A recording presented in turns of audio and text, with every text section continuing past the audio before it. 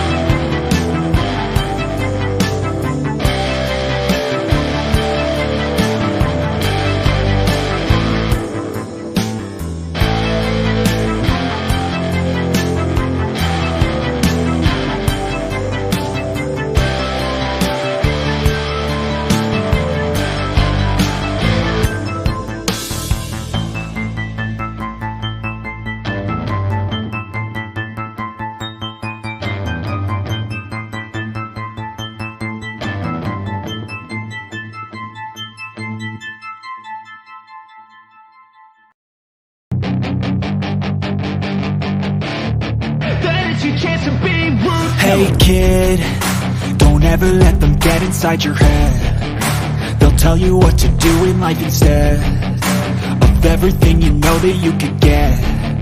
Don't let them guide your life towards regret. I'll fight for what I love with every breath. My past is filled with things I won't forget. I use them all to push me to my best. So treat the worst of times just like a test.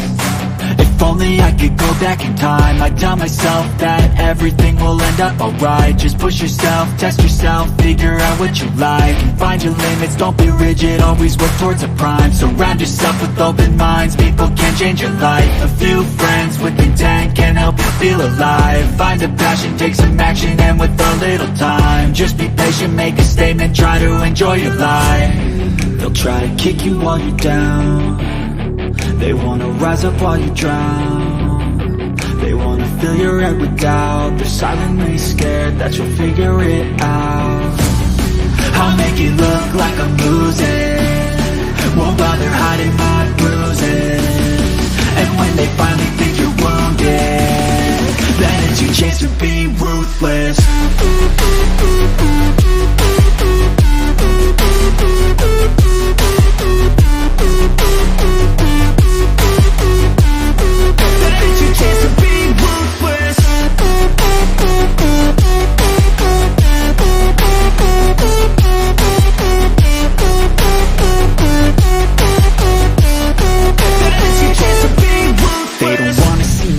They don't wanna see me care. Anytime I make some progress, I can see that they compare. I think everyone's against me, maybe something in the air. Am I paranoid? I swear a void is forming and they're scared I walk a straight path. Not many can say that. I like to play fast, cross me and there's payback. You better pray that I don't see your face at any place that I go. I know you hate that. I've been doing fine, I'm not wasting any more time.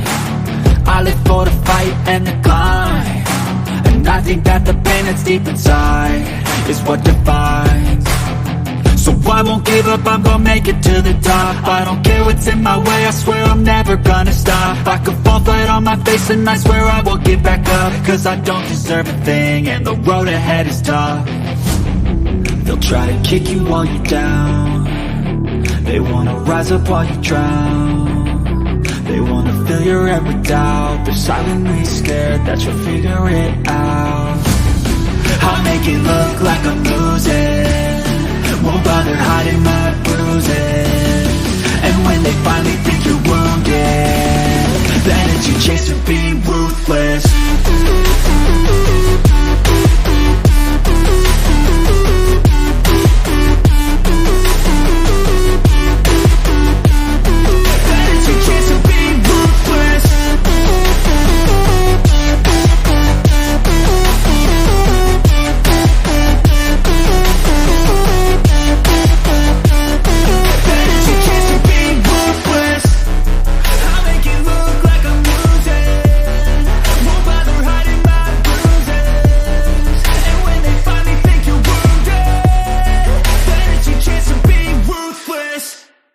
When there's nothing left but the fire in my chest and the air that fills my lungs, I'll hold my tears and trade my ears for a glimpse at kingdom come. On the other side of misery, there's a world we long to see. The strife we share will take us there to relief and sovereignty. Oh, by God, we'll have our home again. By God, we'll have our home. By blood or sweat, we'll get there yet. By God, we'll have our home. In our own towns, we're foreigners now. Our names are spat and cursed. The headline smack of another attack, not the last and not the worst. Oh, my fathers, they look down on me. I wonder what they feel to see their noble sons driven down beneath a coward's heel. Oh, my God, we'll have our home again. By God, we'll have our home. By blood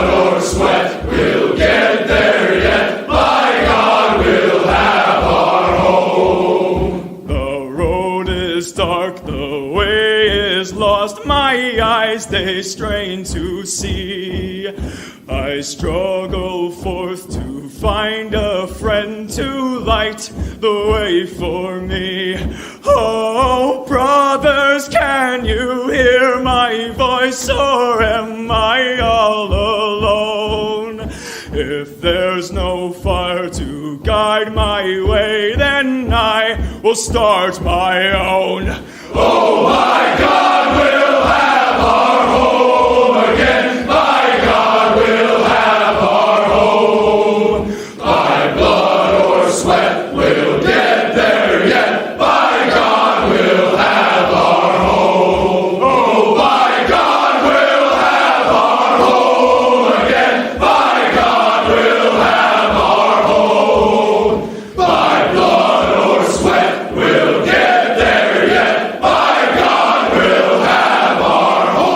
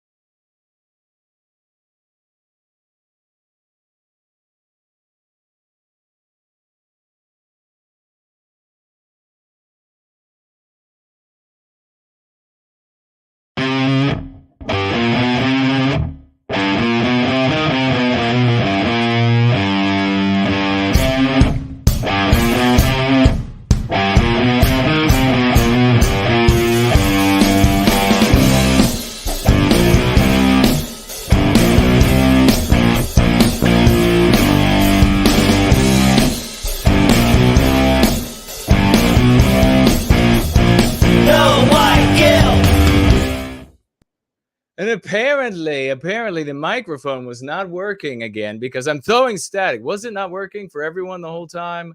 It was showing audio on my end. So I saw you all saying no sound, but on my end it shows sound.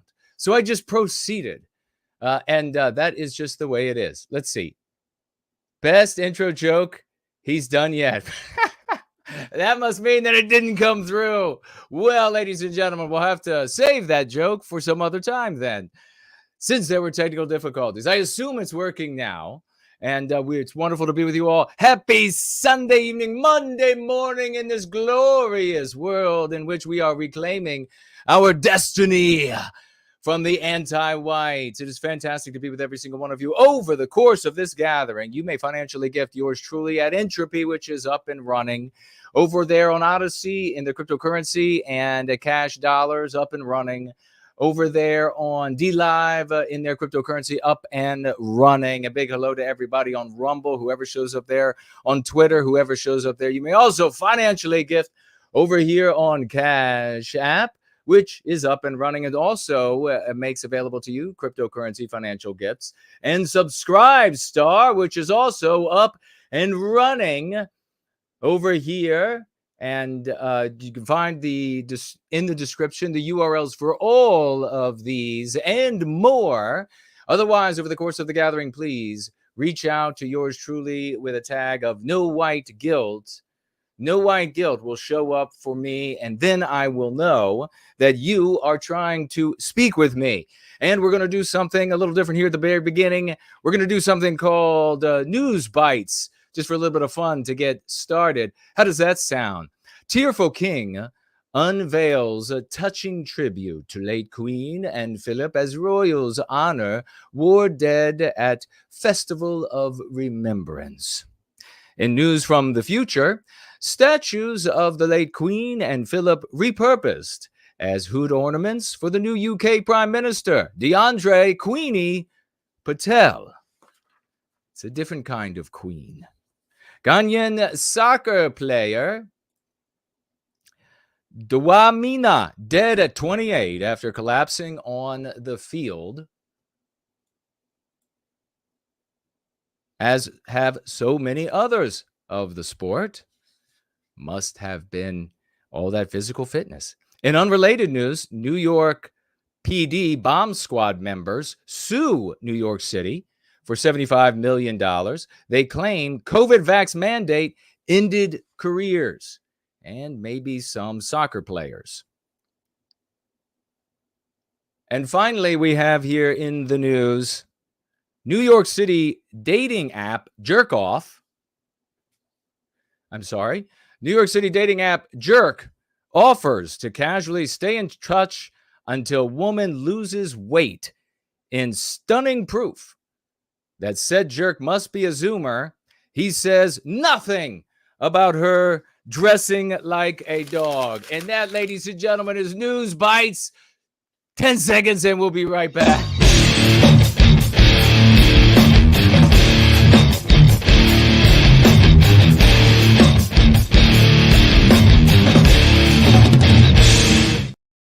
And let's grab these off the screen here. Would you believe it? She's a little chunky, but he actually said, well, I'll stay in touch until you're ready to have a conversation about your weight and getting rid of it. But dressing like her own dog, that was a bit much for me. I was like, I don't know. I would probably have mentioned her dog first, the dog dressing before the weight. That's a bigger issue. It's sort of a pun there, sort of a play on words. Let's go ahead and pull up the screen share for our first piece of news today, which is CNN's bash. Systemic campus anti-Semitism is due to bigotry that was ignored as anti-Zionism for years. Well, this is an interesting story I wanted to bring up.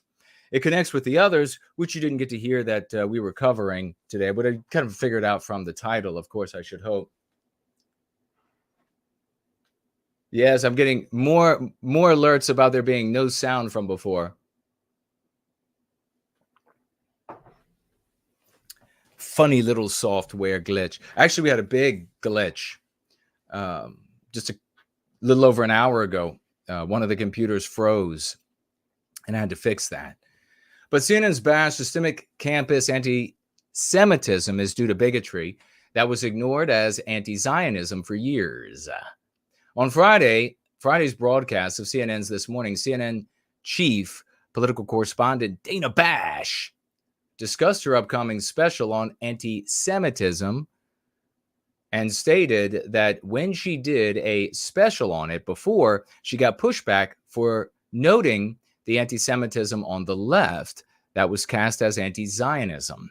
And what is happening on college campuses is very much now an explosion because of unchecked bias and, in some cases, downright prejudice on college campuses at the professional level, as the student group at the student group level. And university presidents have adequately failed, isn't that an interesting way to put it, to combat a huge, let me see if I can touch the microphone here.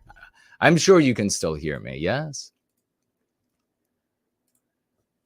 The huge problem that became dangerous. Bash said, the last time we did this, it was very clearly violence erupting from the right, from the hard right, white supremacy.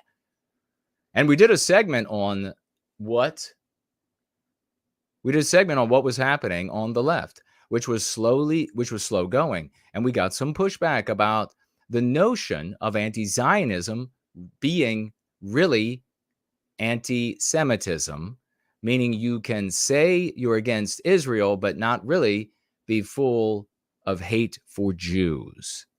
Now, the question here is, what exactly are the anti-whites trying to unpack? What are they trying to unravel? What are they speaking to? What is it that is apparent for those with eyes to see and otherwise completely invisible for the rest of the world? Indeed, a great many people in the white sympathetic sphere who don't understand one iota of what is taking place. That's why they get everything so wrong all the time, and we get everything so right all the time, is that the anti-white groups are held together, all of these different groups, racially, religious, atheist, and the privileged groups, they're held together by one thread.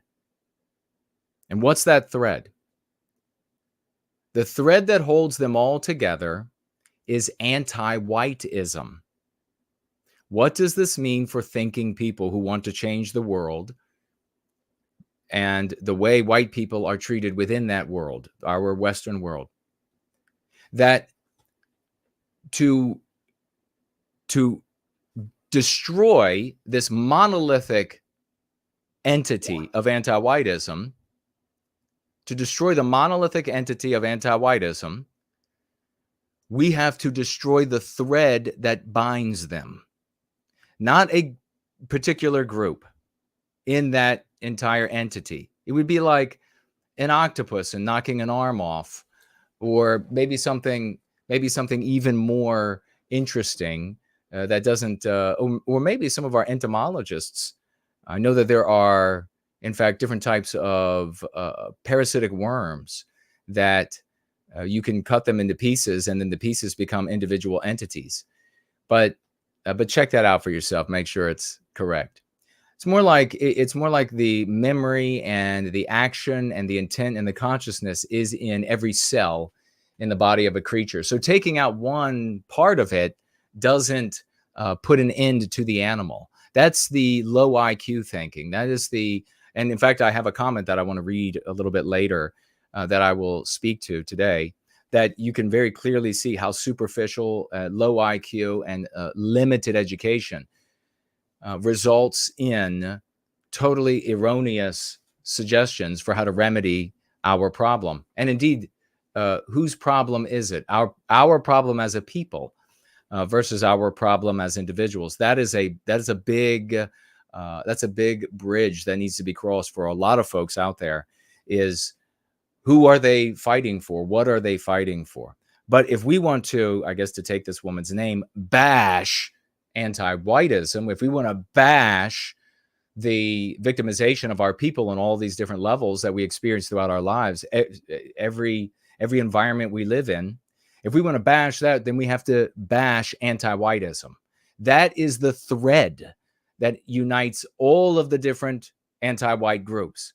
You attack the anti-white immoral moral imperative, you supplant it with a white positive moral imperative that benefits all people who live in the West, of all races, religions, etc., no religion at all.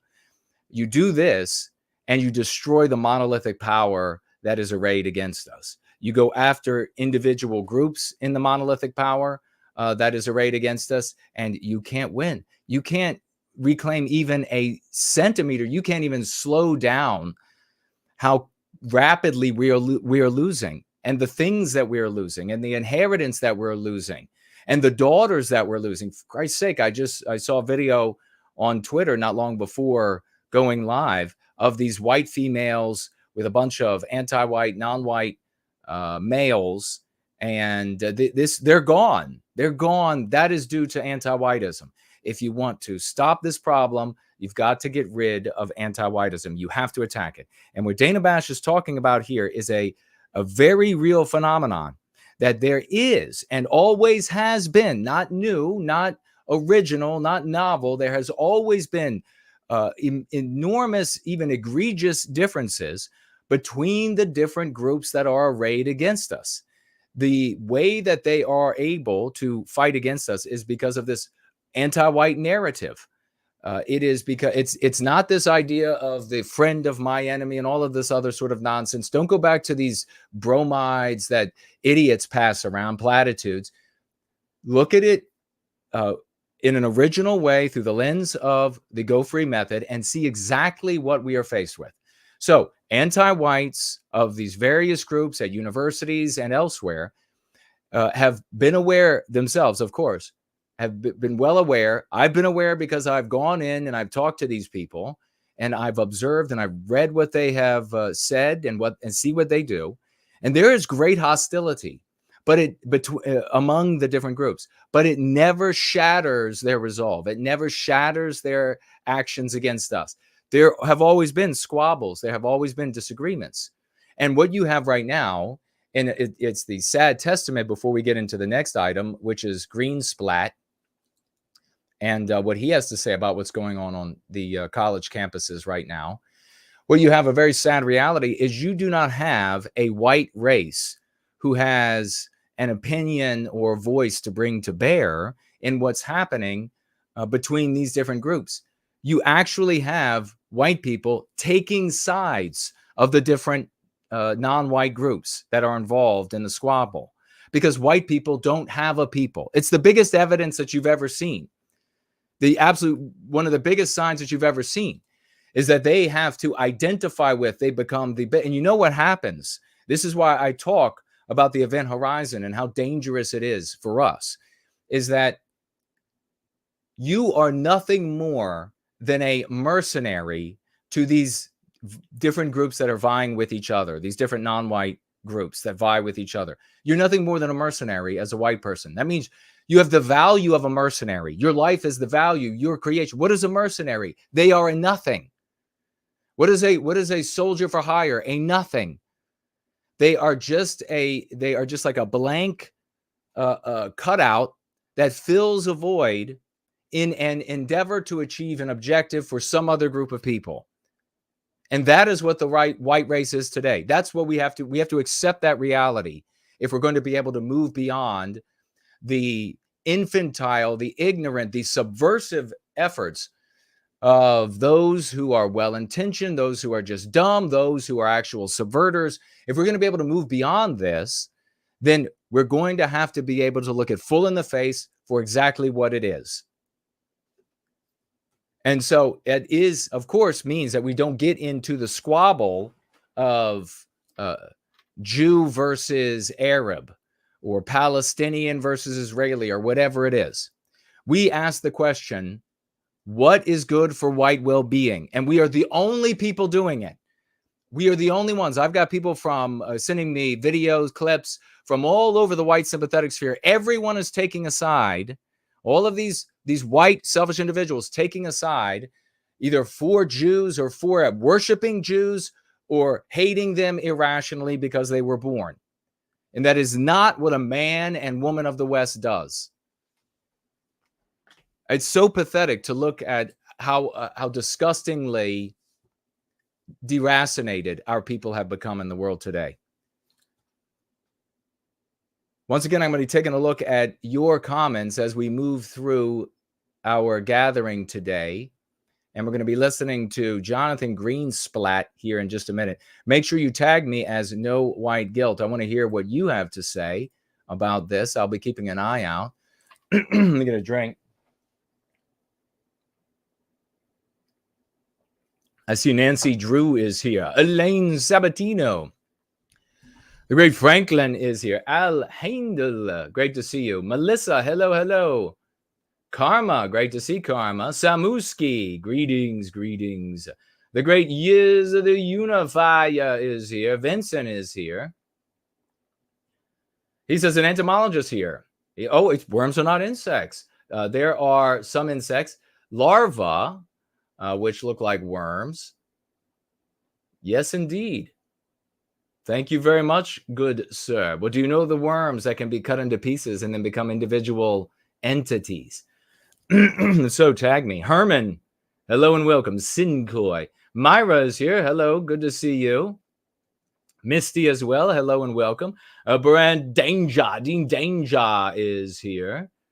Striggy Bacon, good to see you, mate. Gary is here. Wonderful to see you. What does Elaine have to say here? Oh, it's about the that content creator. Yes, indeed. Thank you for that. Dom, hello. No, you mean the guy that was born with tits and had to have them removed? No, I don't think it was him. Linda Hunter, great to see you. Akam, hello and welcome. Wonderful to see everybody. Please let your friends know. Lucky Lunda, Thunder, from down under, and Azimuth Clark, and White Student Transmission. Just say no. Good afternoon to you. Please let your friends know that we are live in our gathering. Bard of the West. That's a great name. Great to see you. Klomp is here. The Conflicting Signals, ladies and gentlemen. So what is here? They're saying that there's folks saying that there's no sound, and the system is saying, you've got sound. It's going out. So I don't know. I don't know how we'll prevent that from happening in the future, but we'll have to figure something out, especially as we approach the holidays. As we approach the Thanksgiving and Christmas holidays, Odin-Saya is here. As we approach the holidays, and I am wont to sing during the holidays, as you know, we have to have the microphone working. I met a man who lives in Tennessee. He was heading for Pennsylvania and some homemade pumpkin pie. From Pennsylvania, folks are traveling down to Dixie's sunny shore. From Atlantic to Pacific, gee, the traffic is terrific. Oh, there's no place like home for the holiday.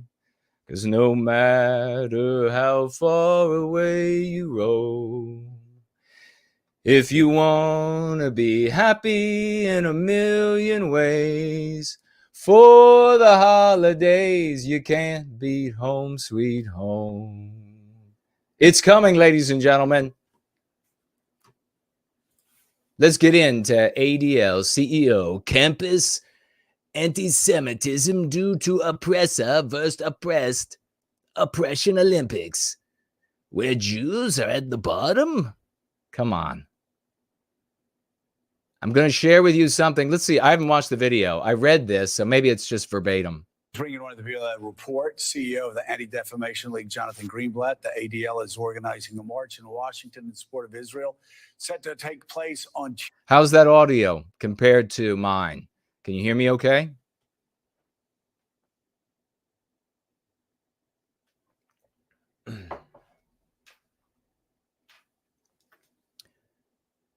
Tuesday, also with his Rabbi Matthew Gewertz. Last week, he returned from a trip to Israel, where he met with victims of October 7th terror attacks and family members of hostages being held by Hamas. Jonathan, let's start with you.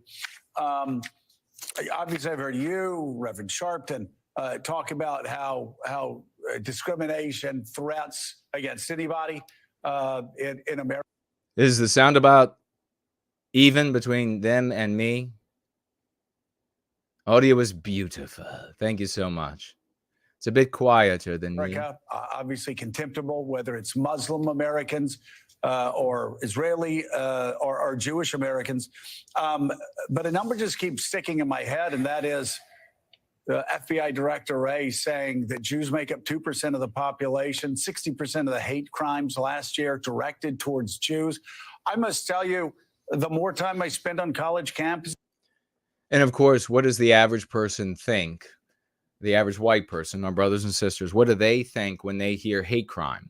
They don't think that somebody was called a name. And that's how these things end up getting listed. Check it out for yourself. Maybe I'm completely wrong. But over the years, when I've looked into, what constitutes an act of a hate crime, and of course, it's a mean pathogen, so we don't use it. I've looked into it. What constitutes the act of a hate crime? And then I look at some of the things that they say. This was a hate crime, and that was a hate crime. And I remember I was putting together a list, and I can't remember exactly how many I had, but it was claims that people thought they heard something that was said. For example, like a Jewish girl saying she thought she heard somebody shout a slur, and that frightened her, and she had to run home. And that it was listed as a hate crime. And when we hear hate crime, you see how this guy has to sort of bend around corners to talk about it, because the white audience automatically concludes, because of the anti-white narrative, that it's white people doing it to non-white people. So they have to actually like bend around the corner and say, oh no, it's special in this case. And that tells you everything you have to know about the anti-white narrative and what people have been programmed to believe, that people on the media, people in government, have to specify something that is at variance with what they know is already in the audience's heads. The more time I talk to kids going to college campuses, I have. But the average white person, especially so many of these conservative types, that worship Jews and worship Israel, in their mind, when they hear about a hate crime against Jews, it's like 50 white people descended upon a single Jewish person with baseball bats, and then after beating them, set fire to their house. That's what goes through their heads, because that's what they've seen in all of the entertainment media. It's just been one episode after another. Just talk with them and see what they cite. See the kind of things that they wrote. I saw something just like it, and it was on, and then they give you the name of a TV show. Meek and I have children in college. The more absolutely shocked I am. Shocked. Wasn't that a skit from Saturday Night Live? He's shocked by the high levels of anti-Semitism that we're experiencing right now. More reports of it coming from MIT. We've seen what's happened at Harvard. We've seen what's happened at Penn. We've seen what's happened across the country. What is going on? And recently, before we listened to GreenSplatt, has anybody else called him GreenSplatt? How has this not been his ongoing name? So it will have to be his ongoing name, GreenSplatt. But the anti-white, that I'm sure he's not. I'm sure he's a wonderful person. They don't exercise immense control over YouTube or whatever, and over other platforms. But ADL, of course, ladies and gentlemen, I tweeted about what's going on and this was a couple of weeks back, in the anti-white circles, and how as the complexion changes, the physical complexion, as it becomes darker, in other words, the number of people who are anti-white in the circle of the anti-whites, in the matrix of the anti-whites, as the number of people become, and the percentage of dark anti-whites grows, Jews fall into a precarious place. So, of course, that's only because of their similarity in hue of skin to white people, to many white people. So white anti-whites increasingly, and we're seeing this with white females, hold less and less, and you saw it with that cartoonist out on the West Coast, hold less and less value to anti-whiteism as a whole. Now, for low IQ people, they then conclude that anti-whiteism has a source, like a fount that it springs from. If it's affecting white anti-whites negatively increasingly, then they are not the cause of it, which is a low IQ, totally wrong understanding, or misunderstanding, I should say. There is no source, and I'll cover that a little bit later as well. There is no source of anti-whiteism. It is an amazingly stolid, superficial, simple-minded misunderstanding of our socio-religio-political context.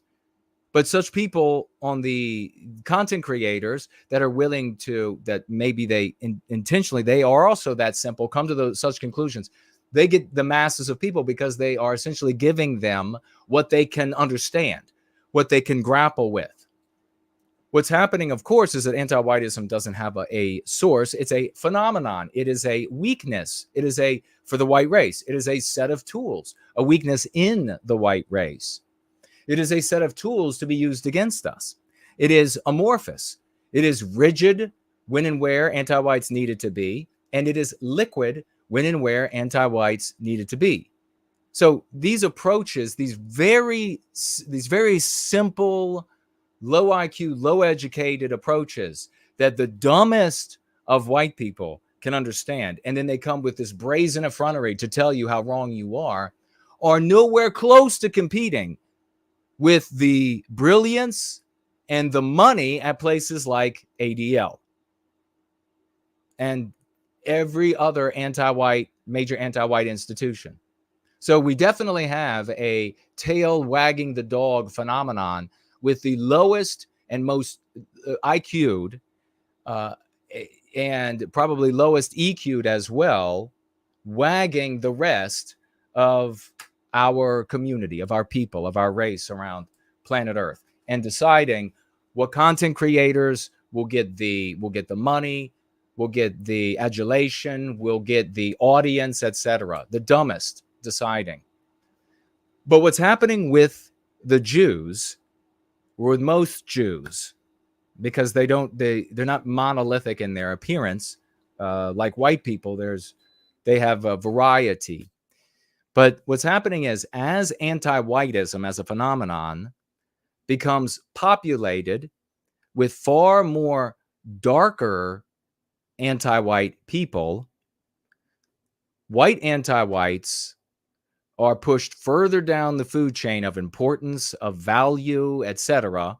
They need to be self-abasing, deferential, increasingly deferential, increasingly silent. White women are being absolutely severed from the ranks of the anti-whites at greater and greater of anti-whites, a greater number, because they're simply not needed anymore. They've served their purpose. And increasingly, they are only valuable to, I just should say, increasingly valuable to anti-whites for sex with a white woman, or living off a white woman while she's working, and then they could just hang out. That's increasingly what white women, that's their value for anti-whites as a whole. Because so many Jews are very similar in hue of skin to white people, they're suffering similarly within that overall matrix or phenomenon of anti-whiteism. And increasingly, they are criticized, increasingly, etc., similar to white people. And so that is the pressure that is building up on Jewish people across Western civilization. And that's why you can see things here like GreenSplatt saying somehow in the oppression Olympics, Jews are at the bottom. That is hyperbole and evidence of what I've just articulated. So let's listen to GreenSplatt, and I will further explain.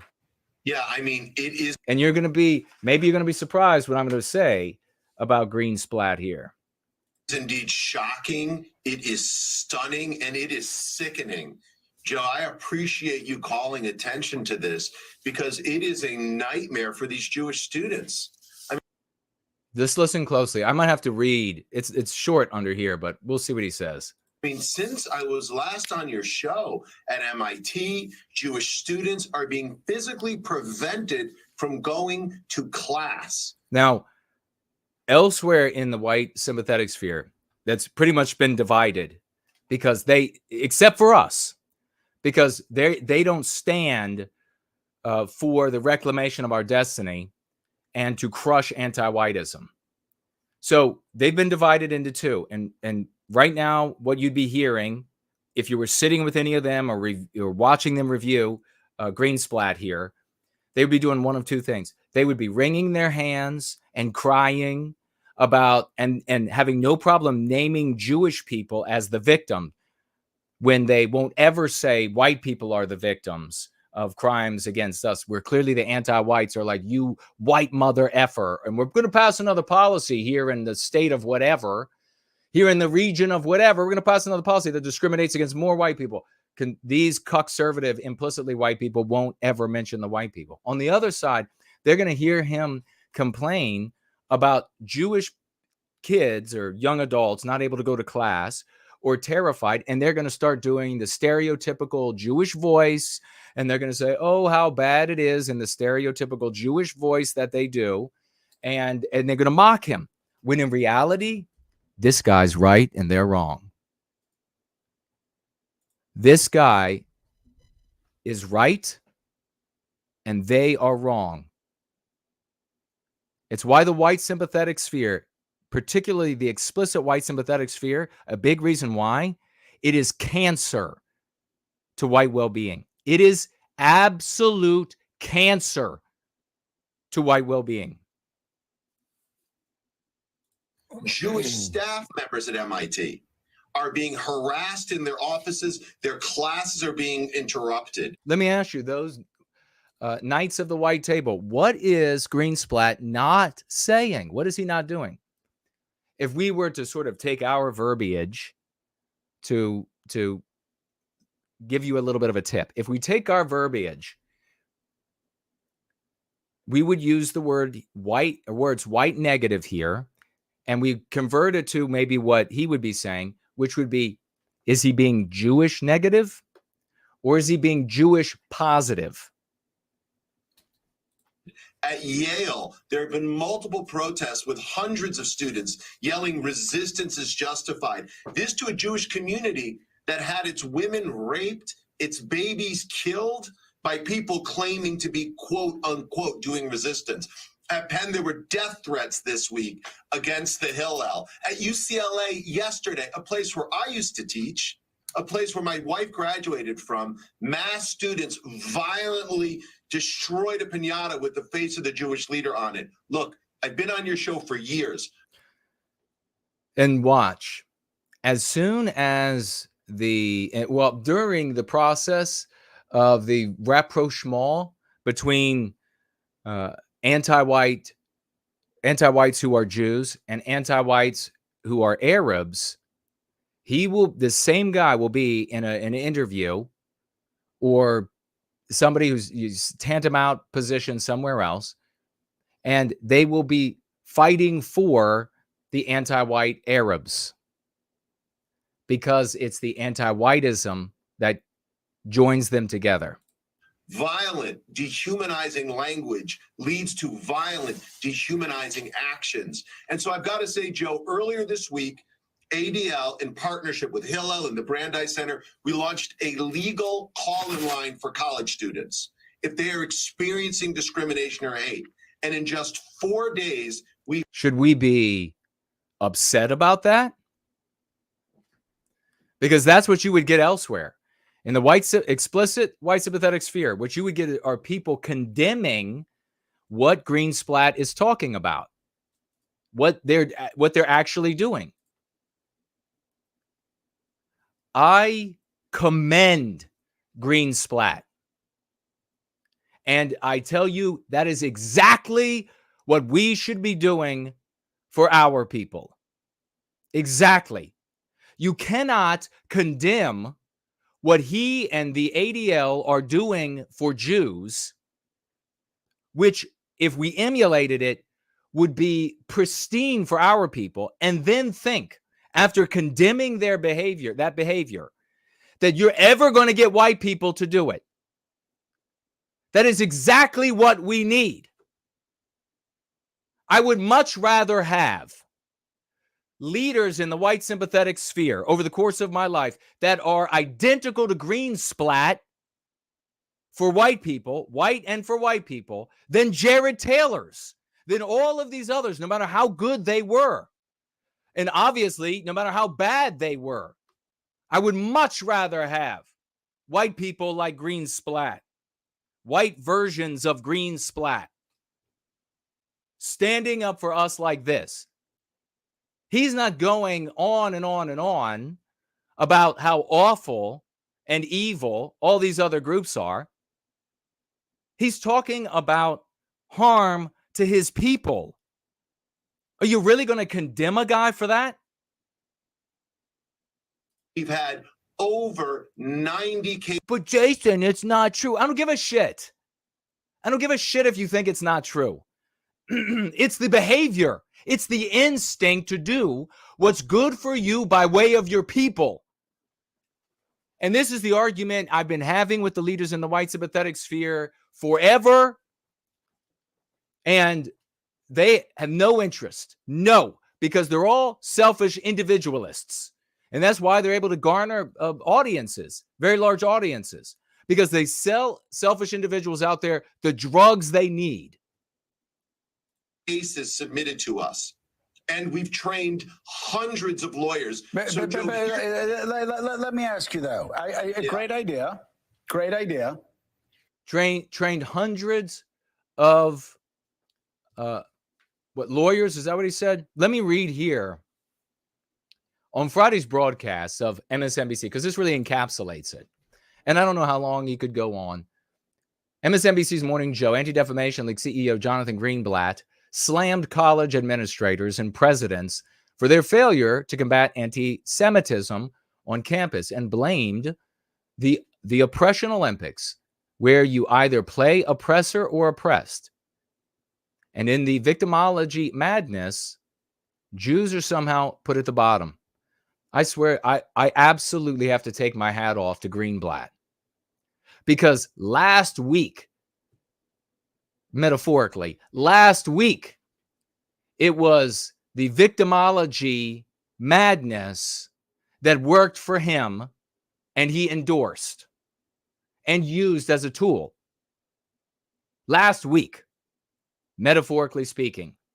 1 week later, the victimology, we could say the victimology approach or the victimology tool or the victimology, however you want to classify it.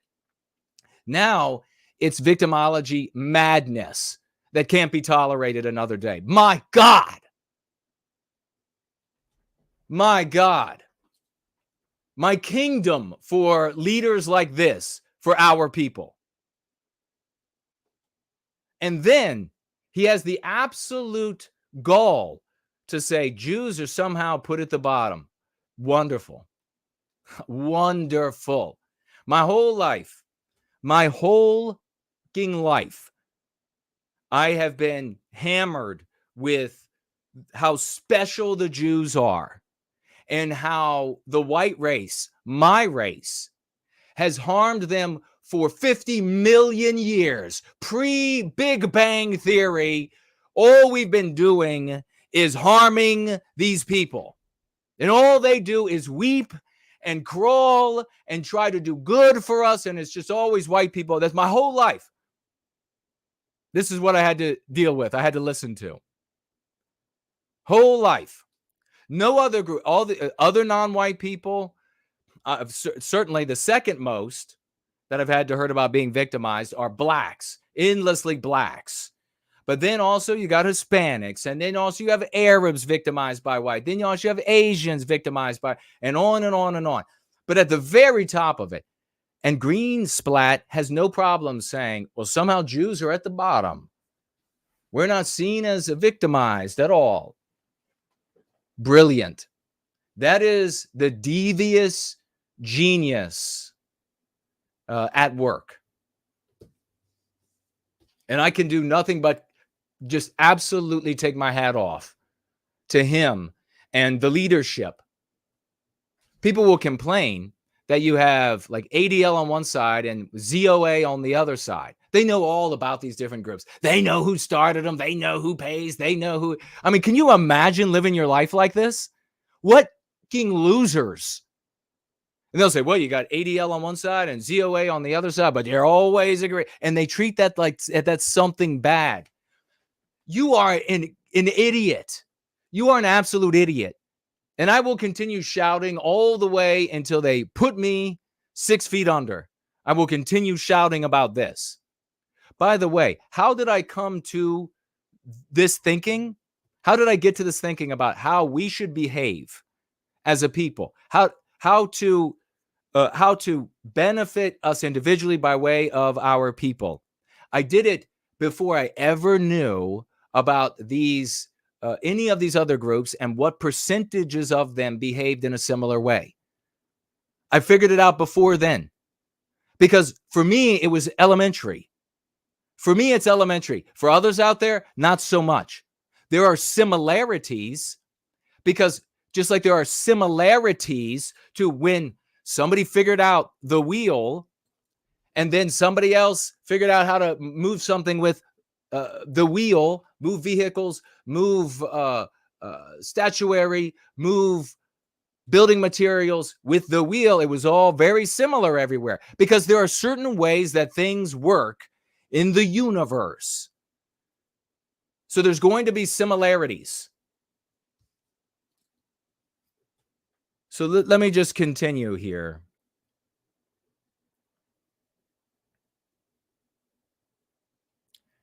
Greenblatt stated, quote, listen closely, because this is how you should talk. This is how you should think. I'm so sick of the safe spaces conversation. You can go online right now and find where ADL is fighting for safe spaces. You will not defeat anti-whites that are this mentally flexible if you are one of these rigid, low IQ buffoons and the tons of buffoons that are following them. He goes on, don't talk to me about safe spaces when your campuses are literally unsafe. These college administrators, and you know, it's the oppression Olympics, Joe. It's the oppression Olympics, where you either play oppressor or oppressed. A tool the ADL uses every day. The day that he was giving that interview, I guarantee you, ADL was fighting somewhere using that tool. Oppressor and oppressed. And the oppressor is the white race. Guaranteed. He goes on. And in this victimology madness, Jews are somehow put at the bottom.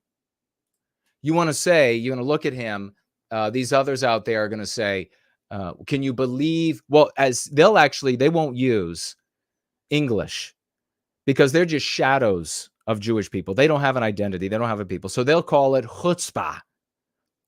They'll say, can you believe his chutzpah? And I say, can you believe his audacity? Can you believe his nerve? And then I say, it's brilliant.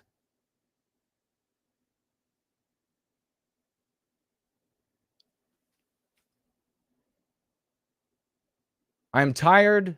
Victimology mad. Jews are somehow put at the bottom. But here's the thing, Joe. I'm so tired of the cowardice. I'm so tired of the weakness. He's talking about the leadership at these different universities. So, university presidents, I am looking right at you. If you violate Title VI, listen closely.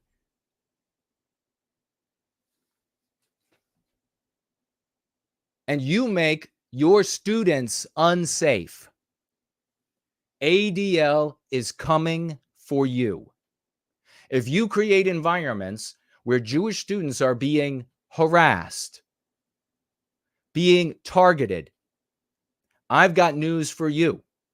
You may have a moral weakness, but you also have a fiduciary responsibility to protect your institutions.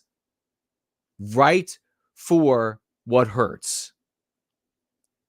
And look, and also not anthropomorphizing the institution, which is, you see, white people do all the time.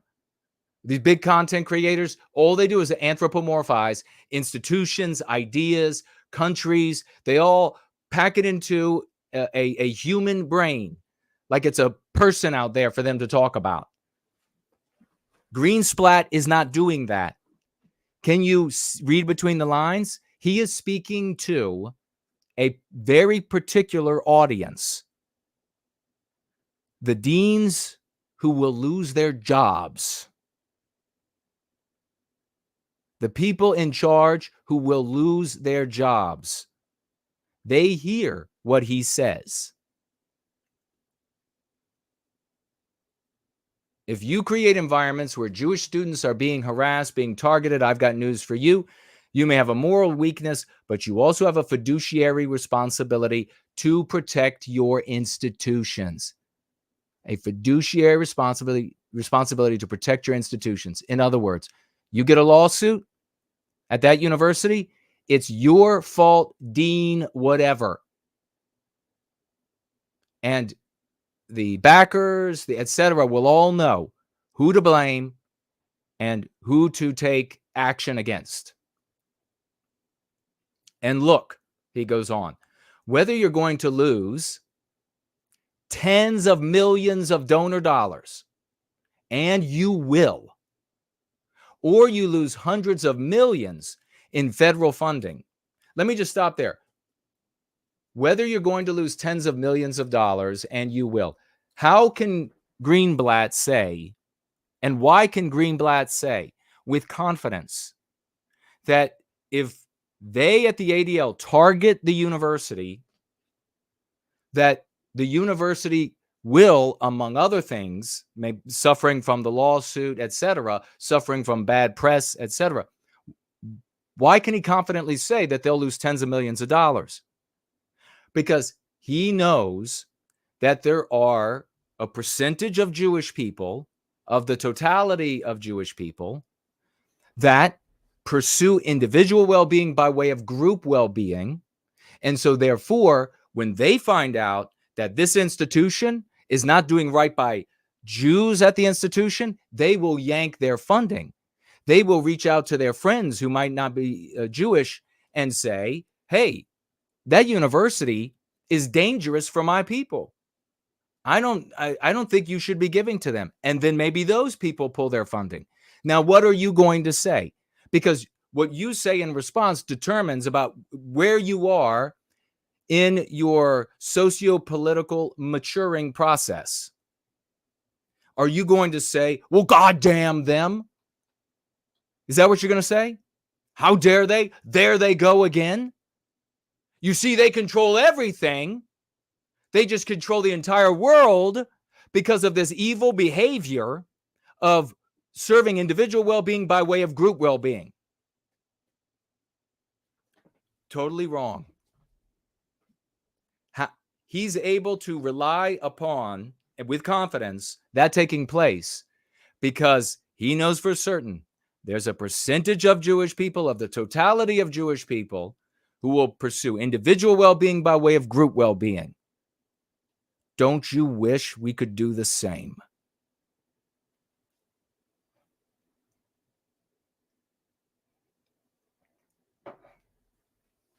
Don't you wish we were similarly motivated? You know why white people don't pull the funding? Do you know why? Do you know why the white people, a giant reason of it, who give massive money, contributions to universities, do you know why they don't step in and say, wow, you are really discriminating against the white people here? You've been discriminating against white people in admissions and grants and on, and investments for scientific exploratory processes, etc. Why? Because they're white and this has been going on for generations. Well, I'm just going to pull my money. Why don't they do that? Because white people are selfish individualists. And that white person is saying, I'm fine. I'm fine. That shouldn't be that way. You shouldn't discriminate on the basis of somebody's skin tone. But I'm fine. I don't have anything to worry about. If you really had to measure people, their value from like outside of the planet, you would give white people the lowest value on if that was the measurement. Because they don't give an absolute shit what happens to white people. They don't care how many white girls at college are getting raped. They don't care about how many white guys don't get into college who deserve to be there. because they've worked hard and they have the talent, they have the genetic ability to actually be there and do something with the information that is that they learn, and that they end up instead on fentanyl, or they end up working some shitty job and they hate their life every second of it because they're so intellectually beyond what they have to do to just eat. They don't give a shit. They don't give a shit. How many white guys hang themselves or blow their heads off because of what never could happen at a university, or where they ended up having to go that was so far beneath them? They don't care. But if you're a Jewish person, well, you're going to have a percentage of Jewish people that are going to care.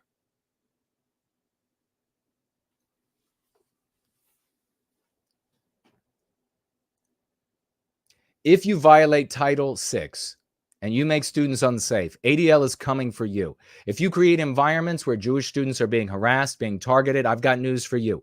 You may have a moral weakness, but you also have a fiduciary responsibility to protect your institutions. And look, whether you're going to lose tens of millions of donor dollars, and you will, or you lose hundreds of millions in federal funding, hundreds of millions in federal funding because you lose Title VI.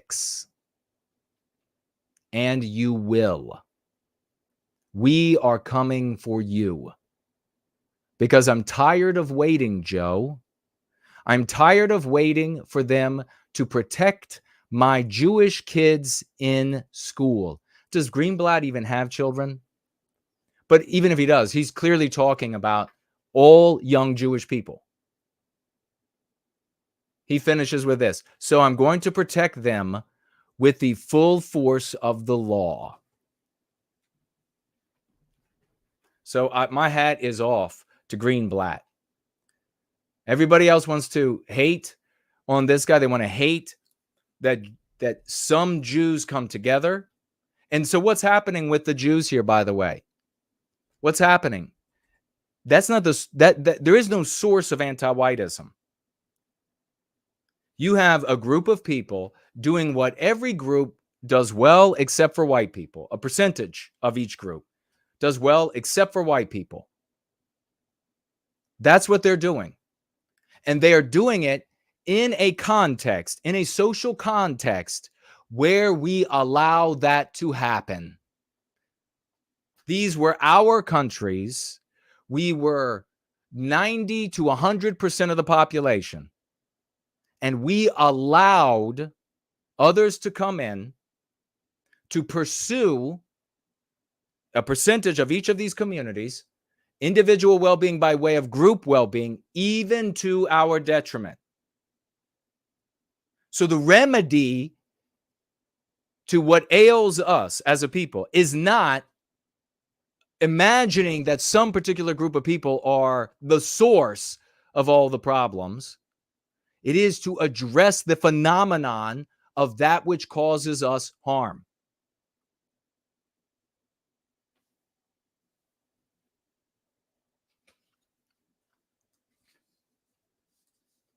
And I want to read actually something I was writing.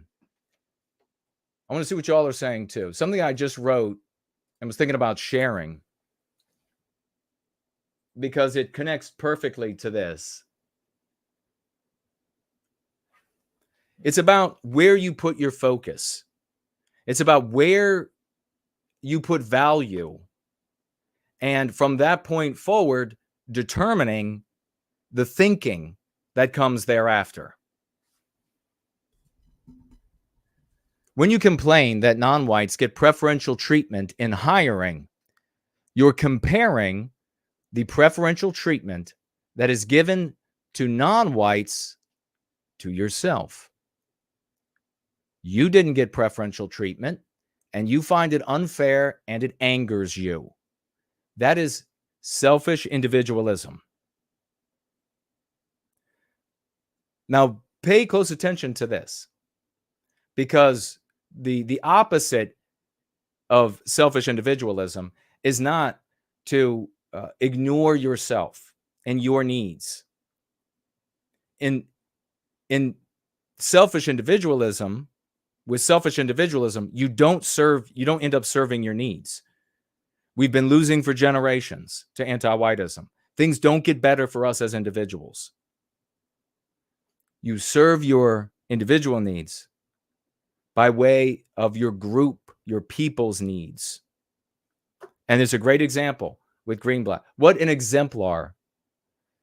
But it's not because he created this line of thinking. It's not because Jewish people created this line of thinking, or Black people or Arab people created this line of thinking. It's because in the universe, water flows downhill. It's because in the universe, that is what works in a socially dynamic environment composed of human beings. Does that make sense? Let me continue. When you complain about the non-whites getting preferential treatment in hiring, as an example, you engender within yourself a runaway focus on the negatives of other races, which supplants and prevents thoughts about our group's well-being. So do you not see that? I mean, many of you have probably seen it in yourself. I know that I saw it in myself when I would hear these many years ago. I'd hear these people talk, and of course, what were they always encouraging? White negativity.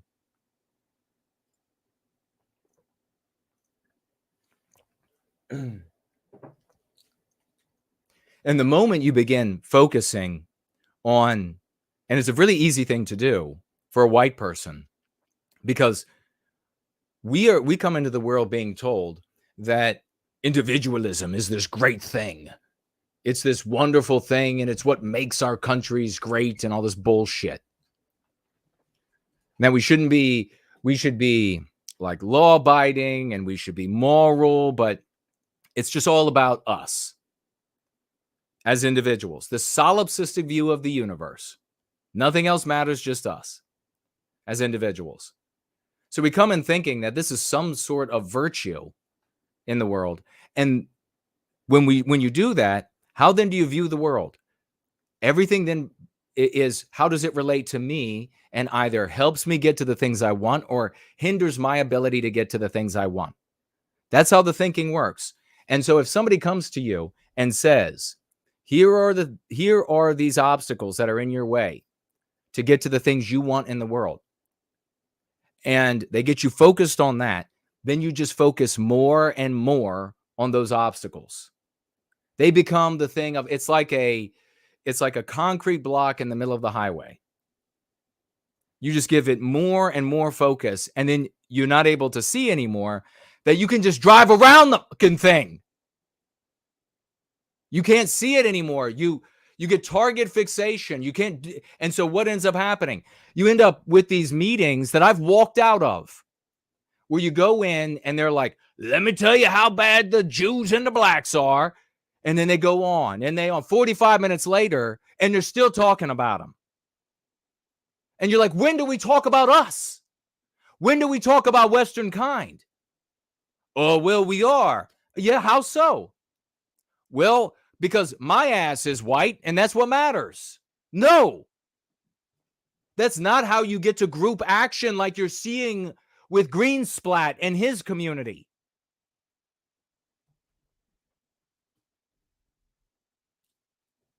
So let me continue.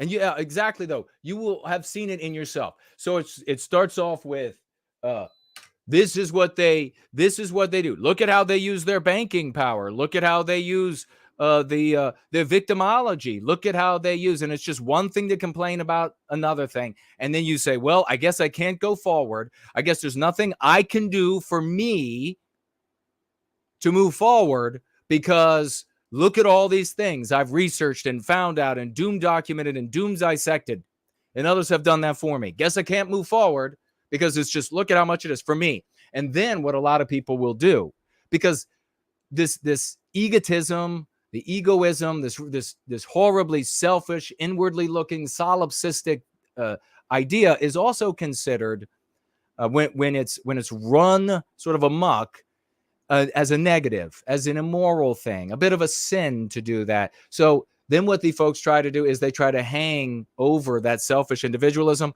for my people, for your people. Bullshit. I've known people for years, and they'll say for my people, and they'll see a video of a white person getting beat up, and not a word for the white person, not a word for what happened to that person. Does anybody know?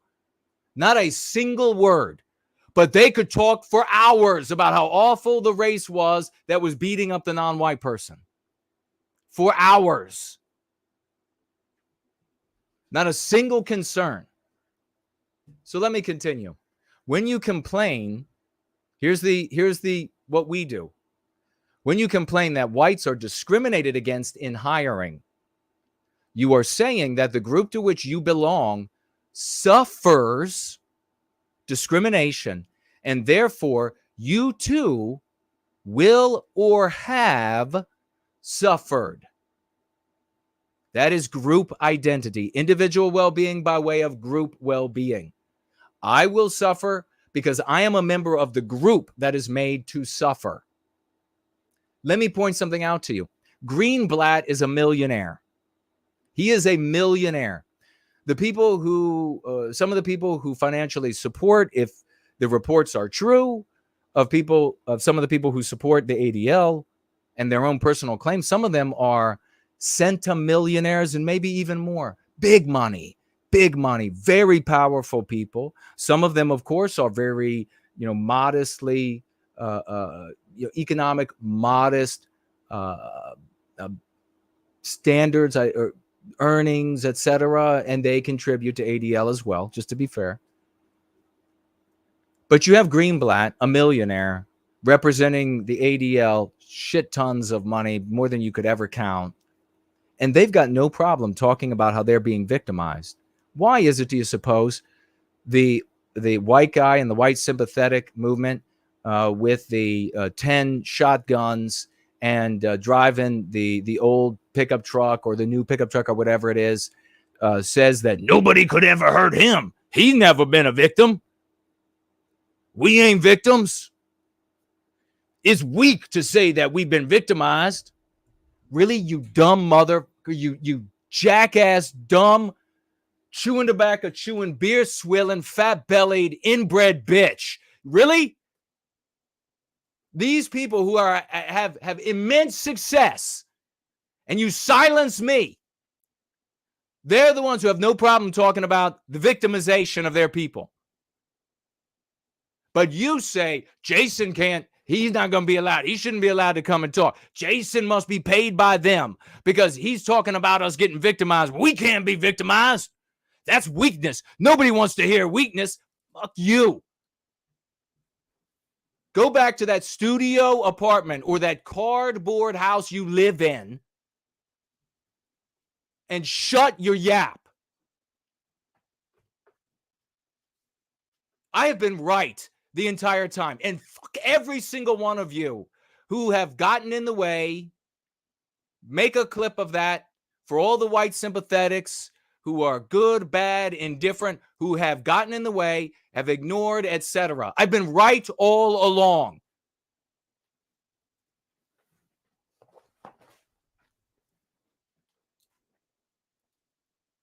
The two schools of thought are fundamentally different, literally going in opposite directions, and are thus incompatible. What are the two schools of thought? One is focusing on non-whites and what's wrong with them from a selfish perspective, and the other is focusing on our people. Fundamentally different. They go in opposite directions. You can't think both. There is no both there. You can't think. You can either face the light of day. You can either face the mountaintop, or you can put your back to it. You can't do both. The former is death for Western kind. The latter is salubrious and the path to the recapture of our destiny, which benefits all races who live in the West.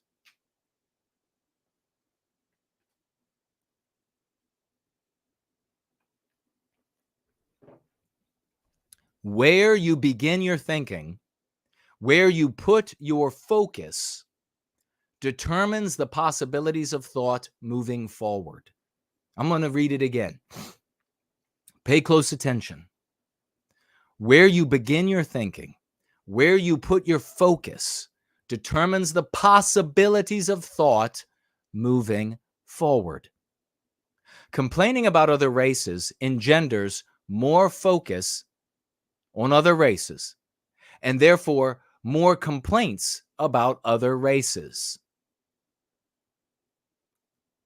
It does not engender a concern for the welfare of other Westmen, white people. So do you see why so often I'm talking about that if you complain about other races, you white negative, we call it.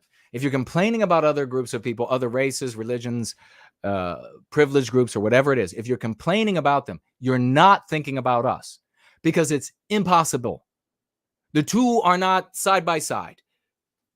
They are not this many degrees, that many degrees apart. It's 180 degrees apart. You are either thinking about our well-being and our victimization as a consequence of anti-whiteism, or you are focused on the negatives about non-white peoples. You cannot do both. Do you see Greenblatt? Do you see these groups out there that have such immense success? Do you see them doing both? No. It does not engender a concern for other white people. Complaining about our victimization as a people engenders more focus and therefore more complaints about our victimization. I'll read it again. Complaining about our victimization as a people engenders more focus on our victimization, and therefore more complaints about our victimization, and therefore more ideas about how to remedy our victimization, and therefore the notion grows within us that as an individual member of a people, my well-being is only attainable by way of my people's well-being. I figured all this out so many years ago. Thank God you all have joined me here, the Knights of the White Table. Thank God we've come together in this 11th hour of Western civilization. And we're having immense success. But this, my friends, for as much as people can say, ADL, because these activities that they pursue so often end up being anti-white. For as much as you can say about ADL being anti-white or Greenblatt being anti-white or what have you, we have to look at this collection of tools that every people on planet Earth wield, except for the white race, as a people, to various degrees, percentages of each of the other peoples of the world, not everybody, percentages. And we have to ask ourselves, why don't we have these tools? And how do we empower ourselves with them? And my friends, the answer is in the Go Free method. The answers to those questions, the remedy, the demonstrable remedy are in those pages, are in what we share here. Also notice how ignoble the white race is.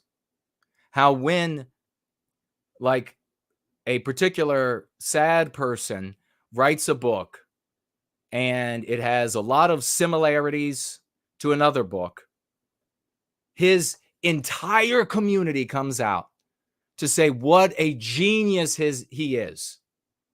What an epic, monumental, genius thing that he has done.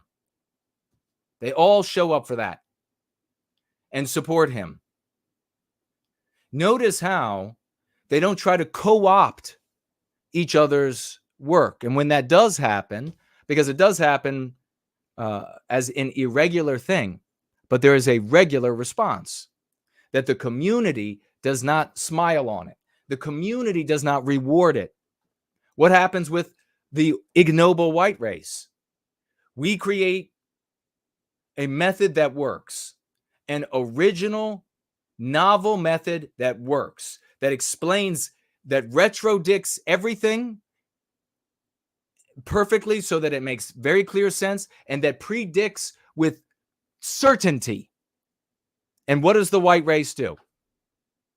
Well, it stalls us, it blocks us, it says it kills us with silence, and then it co-opts the work that we're doing and tries to make it fit into what the garbage that they've been doing that hasn't been working. I mean, imagine what a piece of shit a white guy has to be, or a white female has to be, to say, oh, what's that other thing going on? No, Kim, because it's not Nazi-LARPing, it's not J-spurging, it's not whatever, not going to have anything to do with it. Let's make up some lies about him. And then over the years, what do you mean it's working? All right, well, let's steal a couple things, this and that from it.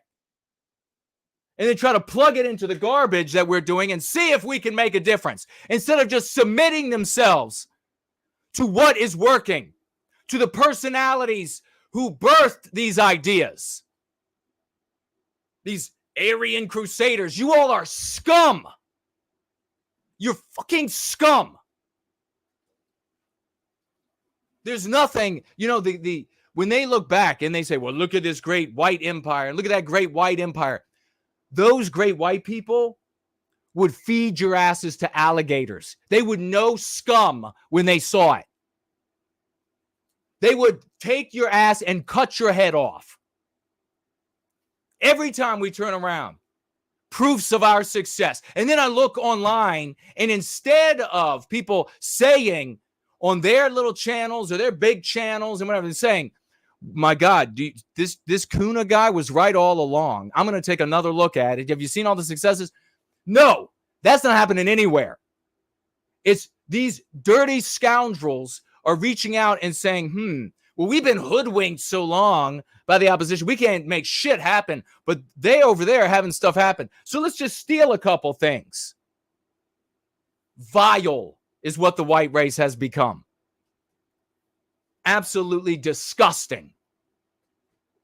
Look at how, I mean, are you able to see? Are you able to actually see how a percentage of black people, how a percentage of Jewish people, a percentage of Arab, a percentage of Hispanic, a percentage of Asians, how absolutely glorious that behavior is? My God, could you imagine Elon Musk? Could you imagine? No, forget about him. Just white people with $1 million in assets saying, you're not going to do that to the white kids at that school anymore. I'm going to pull funding. No, you can't even imagine it. You can't imagine it. Because you know, as soon as you get the leaflet from these garbage, it's like, white people unite. Here's how bad Jews are. Here's how bad blacks are. Here's how bad you. And any of these people out there that want to say, oh, well, they do say bad things about white people. I want you to go ahead and take a look at a couple of things. There are a couple of things to look at here. Like context, for one thing, midwit. Like, who is in what position? But also note that, for example, if there's a group of rabbis somewhere that say a bunch of negative things about white people, how filthy rich are they compared to the people like at ADL? How successful are they compared to the people like at ADL? How much airtime do they get? How much obeisance is there in the population? Seriously, why don't you see these bizarre sects of this religious or that group of people or whatever?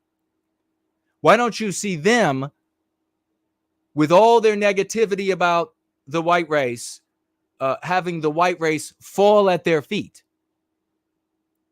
They come out, they want to say, oh, the white race, they were made by a scientist in a laboratory a long time ago. How many white people fall down before that? How many of our white brothers and sisters fall down before the idea that white people are animals? No, they get on these. All the doors open to groups like the ADL.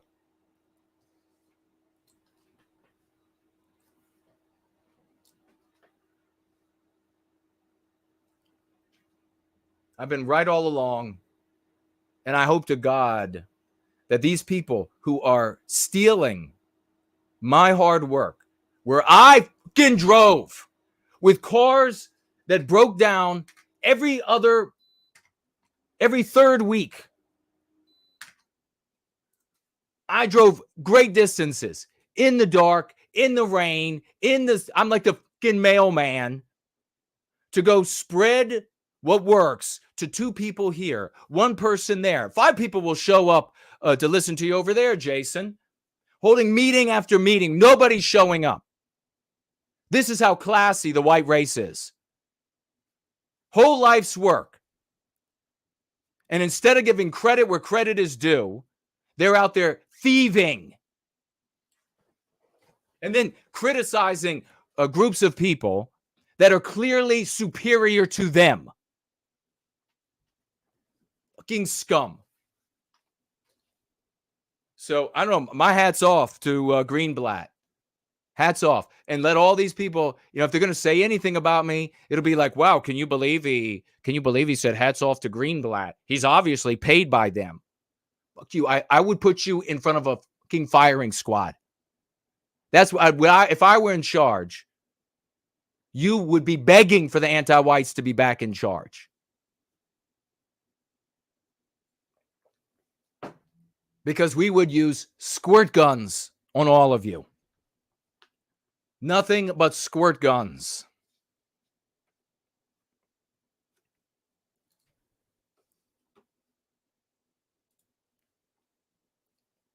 So let's see the kind of mentality that is engendered in the white sympathetic sphere. I mean, we just talked last week about Little Nicky. Was it last week? Where he was saying, oh, no, these mass shooters has nothing to do with ideology. It's just that they're antisocial, and clearly obvious how self-serving that position is, because he knows that there are people who will take this focus, this white negative focus, and go do horrible things, which legitimizes the anti-white narrative, which is the thing we have to shatter if we're going to recapture our destiny. So creating the proofs of the anti-white narrative is problematic for the well-being of white people. It's problematic for white well-being. This is the kind of people that get created. And you saw him on the thumbnail. One of these Nazi tards with a Palestinian flag. It's just about hating Jewish people. It's just about being jealous of a group of people that a percentage of whom work together for their well-being. Nevada man charged. This is the consequence of the explicit white sympathetic sphere. This is what it creates. This is what it's always created. This is what it's designed to create. It can't make anything else. Good people leave. That's why the explicit white sympathetic sphere has this revolving door that is like a turbine running at 100,000 RPM. It's just people come in, people go. People come in, people go. And if you don't recognize, why don't you ask the question, why is that? Why is it that it's so many people are coming in and leaving? Why is there a flood in and out? I mean, I asked the question, and the answers were readily evident. Nevada man charged with threatening to kill Jewish U.S. Senator Jackie Rosen. Las Vegas man faces a federal crime charge after threatening to kill Jewish U.S. Senator Jackie Rosen, including vowing to, quote, finish what Hitler started, close quote. I hope that they put him under the jail. No one better be talking about fundraisers, about paying for his lawyers. Absolutely not.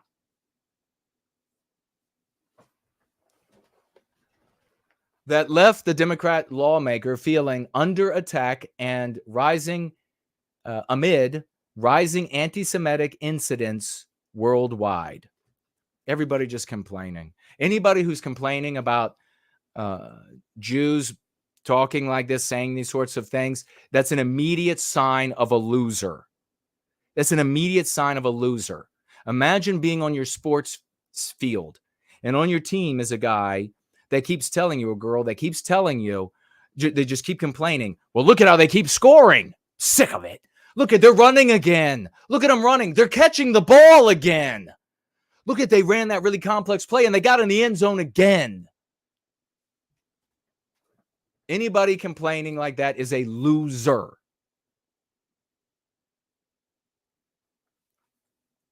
Quote, I'm feeling the same as Jews are feeling all around the world, under attack and under threat, Rosen told reporters on Tuesday after the U.S. Department of Justice unsealed the charge against the man from her home state of Nevada.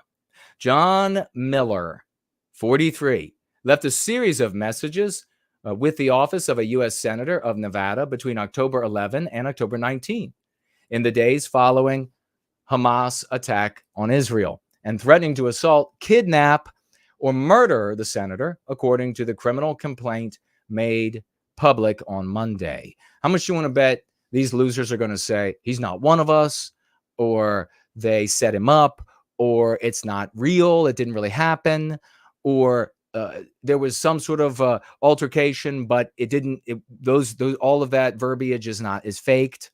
Or, well, what else? They begin defending him. What else did you expect? How long, Jason? I've had them do this. How long do you expect them to suffer, Jason? How long do I expect them to suffer? That's like saying, oh, you got cancer? Okay, well, then keep living under the radio tower. That will make you better. Whatever will exacerbate the cancer, just stick with it, because you think that will make you better. Jason, he's got cancer. Why are you going to criticize his desire to keep his head in a microwave?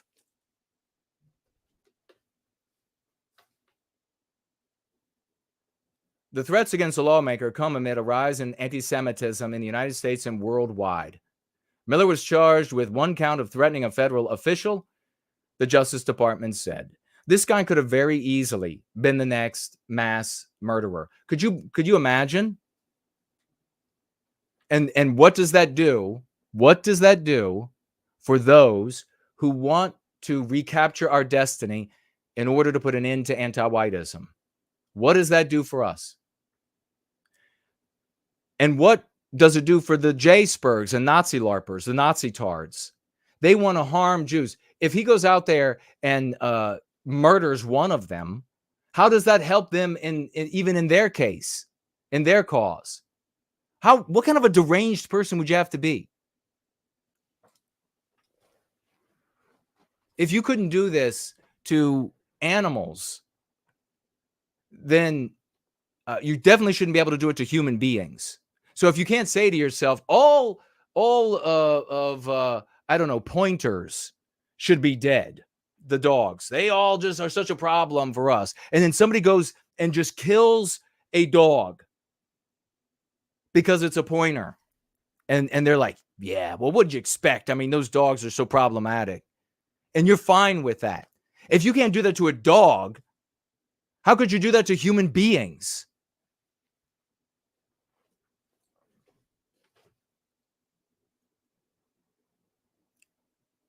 A public defender representing Miller, who I hope undermines Miller's case. So there you go. There's your edgy take for the Nazi tards that are out there, the J-Spurgs. I hope the public defender undermines Miller's case so that he goes away for the rest of his life, never gets out of jail. Who faces a November 13 court hearing following his arrest last week, did not immediately respond to a request for comment. In his messages to Rosen, the Nevada man cited Israel's actions and its war with the militant group and threatened to exterminate the lawmaker, calling her subhuman, the criminal complaint said. Miller was also turned away October 18 from a courthouse in Las Vegas, where he said he was going to see Rosen becoming agitated and threatening to kill Israelis. How easy is it to take a Jay-Spurging Nazi tard like this, going to finish what Hitler started, deranged? How easy would it be to go to him and say, oh yeah, we agree. Here is your ghost AR-15. Here is your ghost Glock 9 with 16-round mags and etc.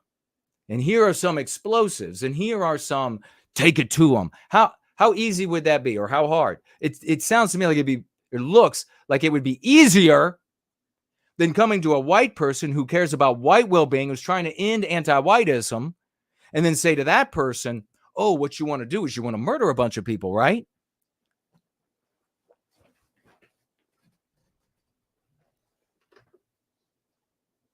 My opinion of the white race, if it weren't for the children and the innocent of all ages in the white race, the children and those who are yet to be born, I'd have walked away from these absolute ignoble bastards a long time ago. Let the wolves eat those motherfuckers, as far as I'm concerned. I look around and I see people who are consciously ripping us off.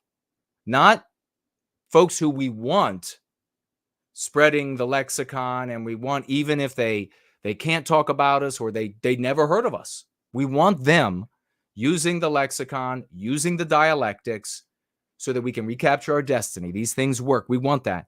But there are folks out there who are malice aforethought. They know exactly who I am. They know exactly who this community is. They know exactly what a Go Free method is, and they're ripping it off.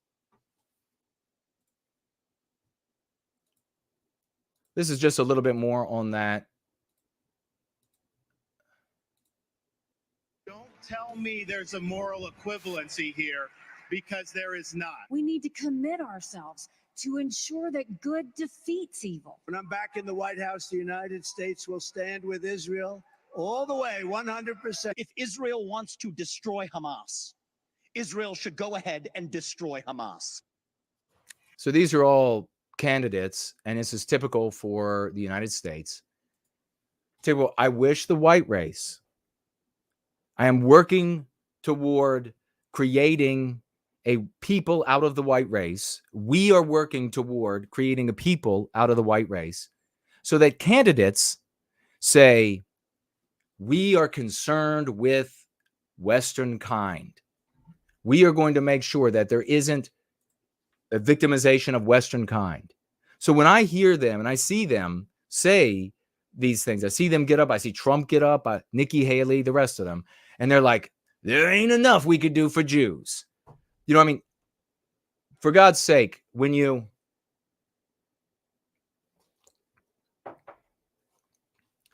nowadays, there isn't any news going on in the world. Apparently, all news has stopped on planet Earth. No new things are happening in the world. The only thing going on is the conflict between Israel and Hamas. And I can prove it to you. Turn the news on. Open up the newspaper. Every subject. It can be Veterans Day here yesterday in the United States. And they're like, today is Veterans Day, and we honor our veterans. And that brings to mind the Israeli veterans who have faced off against Hamas before. And then they go off on that tangent. And then they'll start the program and they're like, we got 4 hot stories to cover, like on Fox and everywhere else. 4 hot stories to cover today. The first one is that the moon blew up and pieces have inhibited Israeli tanks from entering Hamas-held territory. I mean, it's just like everything. And still the advertisers are paying hundreds of thousands of dollars for each commercial shown. So what do you say about that? If you're a selfish individualist, You just mope all day long. You complain about they have too much power. Well, it's the way it is. Asshats. So you have to make a people because we don't have one. Something's got to be done about their power. Yeah, well, go ahead. Do something. And you don't. You can't. They don't comprehend.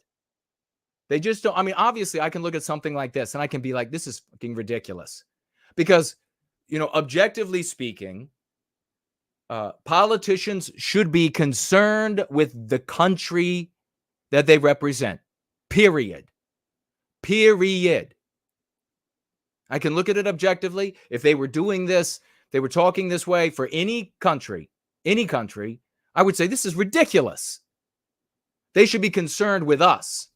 And in America, in Western countries, it should be first consideration are the founding stock people, because those are the people who create the country, created it in its origin, and create it every second of the day. That's what gives the country its texture. That's what you are charged with protecting and broadening. And also then concerned with the other groups of people who live in said country and their well-being. But that's not, of course, what we see.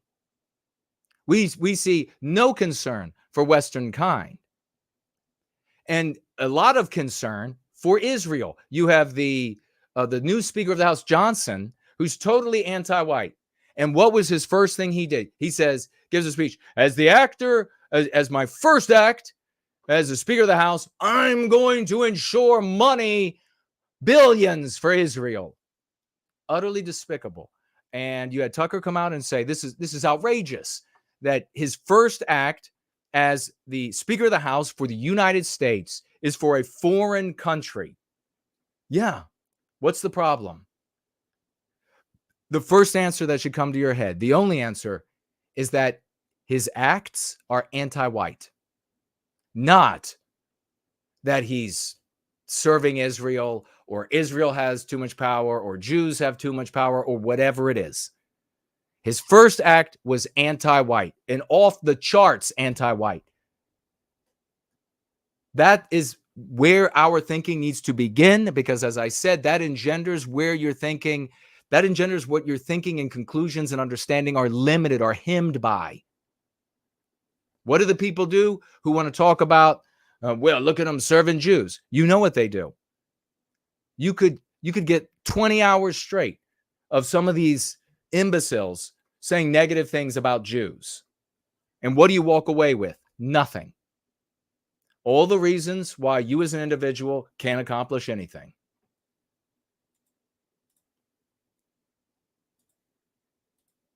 GOP candidates, including our next guest, making their message clear when it comes to supporting America's greatest ally in the Middle East, which is Israel, of course.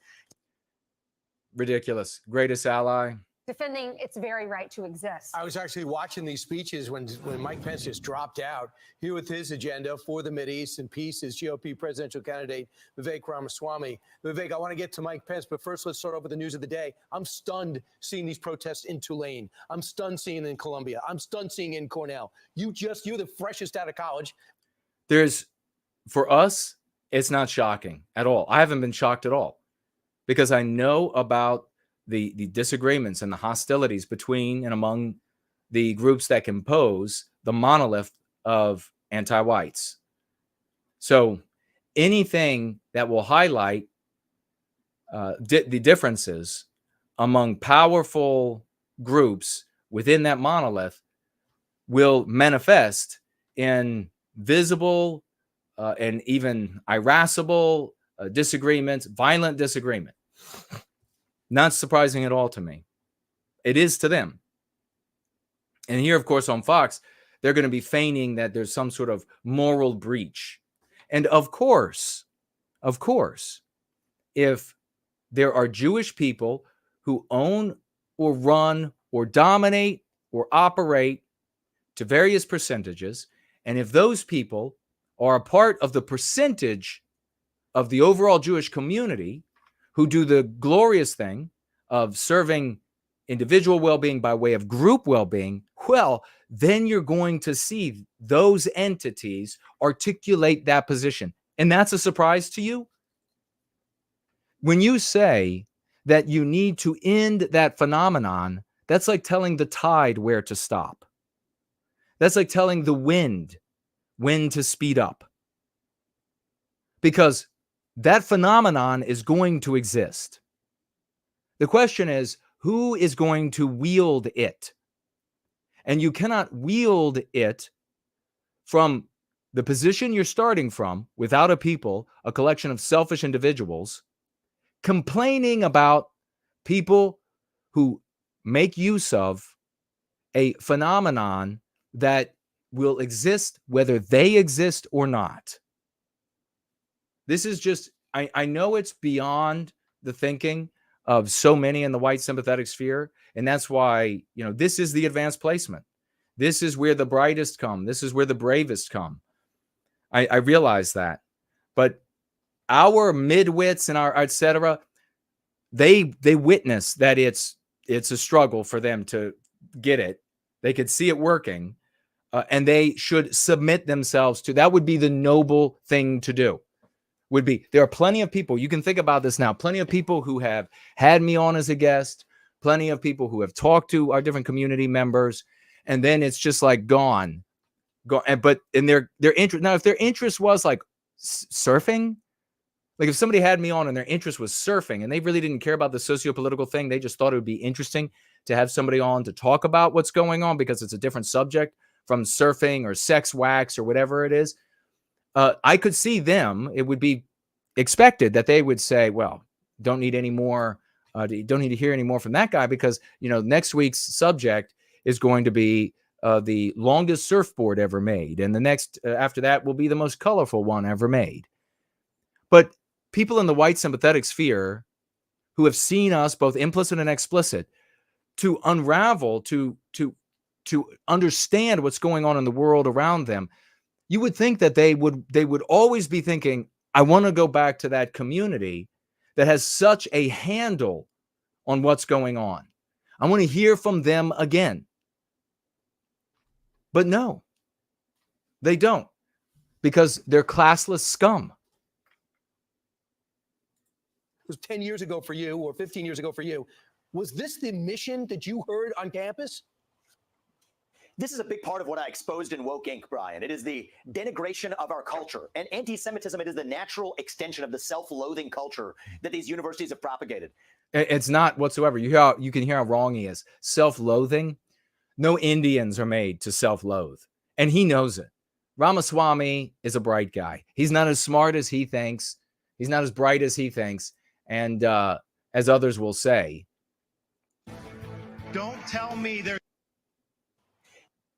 But there ain't nobody who is making Indians hate themselves. There's only white guilt. And white guilt does not have a source. For all you dumb J-Spurgs out there, you're dumb. Your mother drank heavy alcohol and she probably was having sex with other men while you were pregnant and you were getting knocked in the noggin a little bit. You're dumb. There is no source. It's a phenomenon. I get that you don't understand because you're fucking stupid. What pisses me off is that if the white sympathetic sphere had rallied around the successes, and clearly I have defeated them all in conversation. I've had conversations with so many, the biggest ones, and I've defeated them in conversation. My reasoning, my logic, and over the years, the demonstrations, the proofs of what I'm doing here. And if they had rallied around what we are doing now, how much further would we be? I tell you this, we'd be at the point of demanding that people like Ramaswamy speak to our needs, talk about white guilt, and demonizing the founding stock of the country. I promise you, Ramaswamy would have been saying these things. So when you're looking for blame, just look at the leadership of the white sympathetic sphere. Just look at the leadership and you can say, it's you motherfuckers are to blame for where we are today. It's you all. You are the reason why my children, nieces and nephews and grandchildren, etc., are going to suffer far worse than we did. You are the reasons. Because Jason is not some Johnny come lately. I wanted to live. I wanted to we could have made in our own lifetimes by now such an improved environment. And that should fire you up. That should make you work 10 times harder for white well-being. This is a big part of what I exposed in Woke Inc., Brian. It is the denigration of our culture. And anti-Semitism, it is the natural extension of the self-loathing culture that these universities have propagated. So back when I was on campus, no, it was 2003 to 2007. It wasn't this bad, but this was the direction that things were going. And when you have a generation of young people, you tell them to go to Ben & Jerry's and order a cup of ice cream with some anti-Semitic sprinkles on top, it's no surprise that that's what they then spew back out. They're lost for purpose and meaning. So I don't think the right answer, Brian, is censorship. I know that's the direction that some may want to go.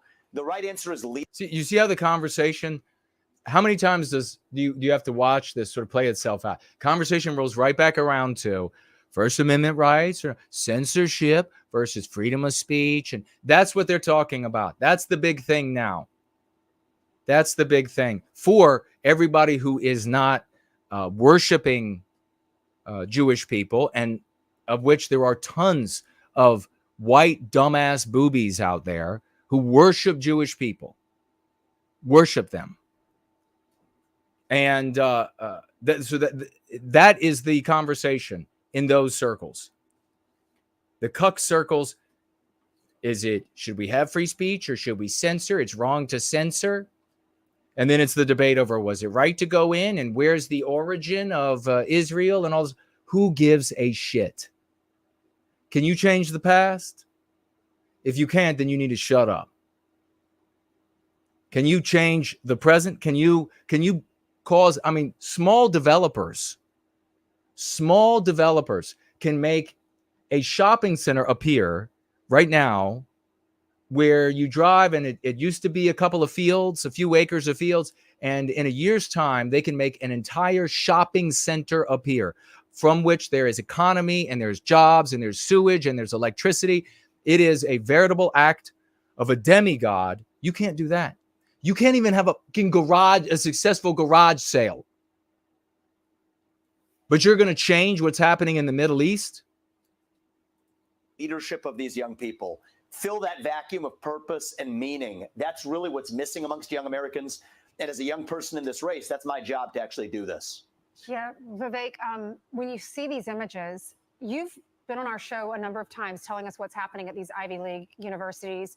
We've heard Pete Hegseth talk about it because he's Princeton. And here come all these conservative shills. They roll out and they're like, well, we always said the universities were bad. You see, they're bad because they don't like Jews. Normally these different groups are peas in a pod when it's anti-whites of each different racial group. Normally they're peas in a pod when we're talking about anti-whites and anti-whiteism. But this is the difficulty with understanding what goes on in the world. What's the easiest way to say this? The percentage of Jewish people, of the overall Jewish community, who serve their individual well-being by way of their group well-being is an independent act, an independent phenomenon to the phenomenon of anti-whiteism. Does that make sense? Same for Black people, same for Hispanic people. Those behaviors are independent of anti-white. They are independent of your solipsistic life. If there were no white people, these entities would still be doing the things that they're doing with those tools, if that makes sense. You have to be able to compute that reality and the anti-white reality at the same time. And midwits and even uber midwits can't do it. But we've created shortcuts. I've spent many years explaining things to midwits, midgetwits, and uber midwits, and developing shortcuts so that you all would understand. So just adopt. You know, I should absolutely be a regular on all of these different shows that are out there. I should be like the go-to guy. I should absolutely. This is confusing, and you know we haven't had him on in a month and a half, so let's have Jason back to help us unpack what's happening here today. No. Let me just jump down. Here's a little bit more news on it. But there's your hero. Isn't it interesting? Now, I don't know what this guy's actual racial background is. I can tell you he's not entirely white. He doesn't look it to me, at least. But how many of these Nazi tards end up being black-eyed? I mean, there are white people that have black eyes. The percentage of white people with black eyes is much, much smaller than non-white people with black eyes. Why is it so often that we come across these Nazi-LARPers that are questionably white at best?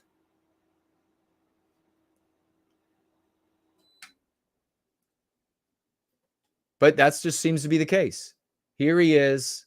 And I definitely don't want to be an ally to any group of people that are at war with another group of people based on their birth. So if there are Arabs out there that are at war with all Jews based on their birth, I'm not interested. Or Jews who are at war with Arabs based on their birth, not interested. My concern is white well-being. My concern is putting an end to anti-whiteism, which will benefit everybody in Western civilization.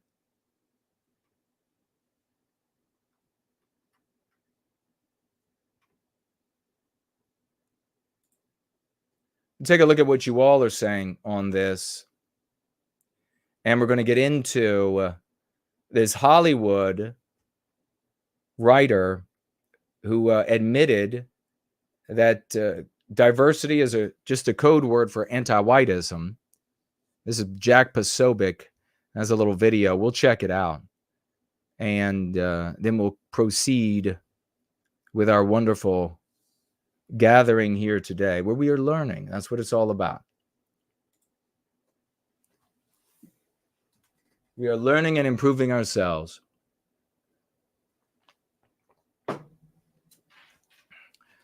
Janice is here. Great to see you. First Laz, great to see you. Ursa Major, Montana kid. I don't know if you all saw the piece by Posobiec, but it was interesting.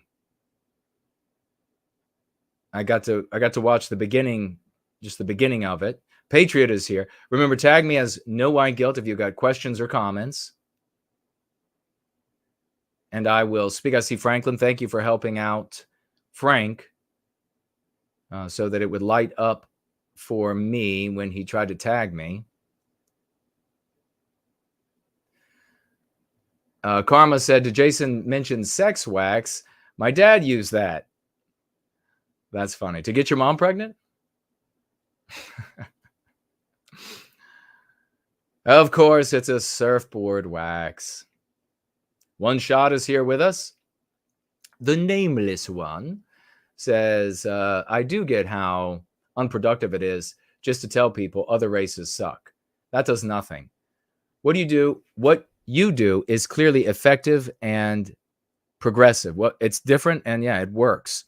It's different and it works. Whereas the other stuff, not only does it not work for white well-being, its goal isn't white well-being.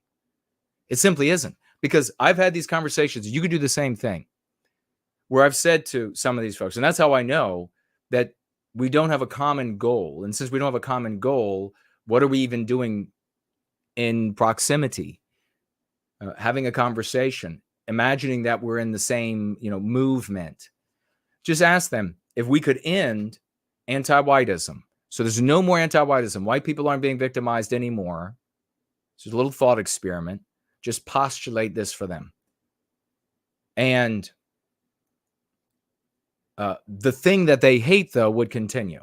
So pick one element, say that, okay, well, Jewish people, for J. Spurgs, Jews would continue to own their properties and the banks that they own or the media that they own. Anti-Whiteism is gone now.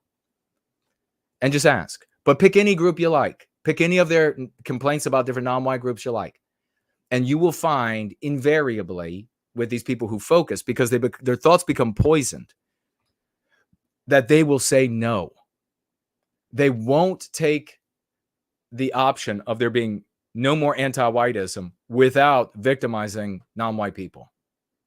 That's how you know that you have a different objective, and you have no business. You have as much business believing that you are aligned with or in the same movement with such a person as that you are aligned with somebody totally off topic. Turtle racing. You know, what's your goal? To have the fastest turtle. Okay, well, we're not in the same movement. I mean, it's that different, and it's that absurd.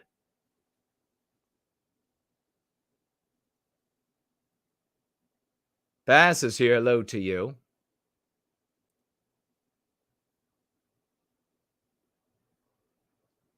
Rise is here. Hello to you. Gorillas. Hello and welcome.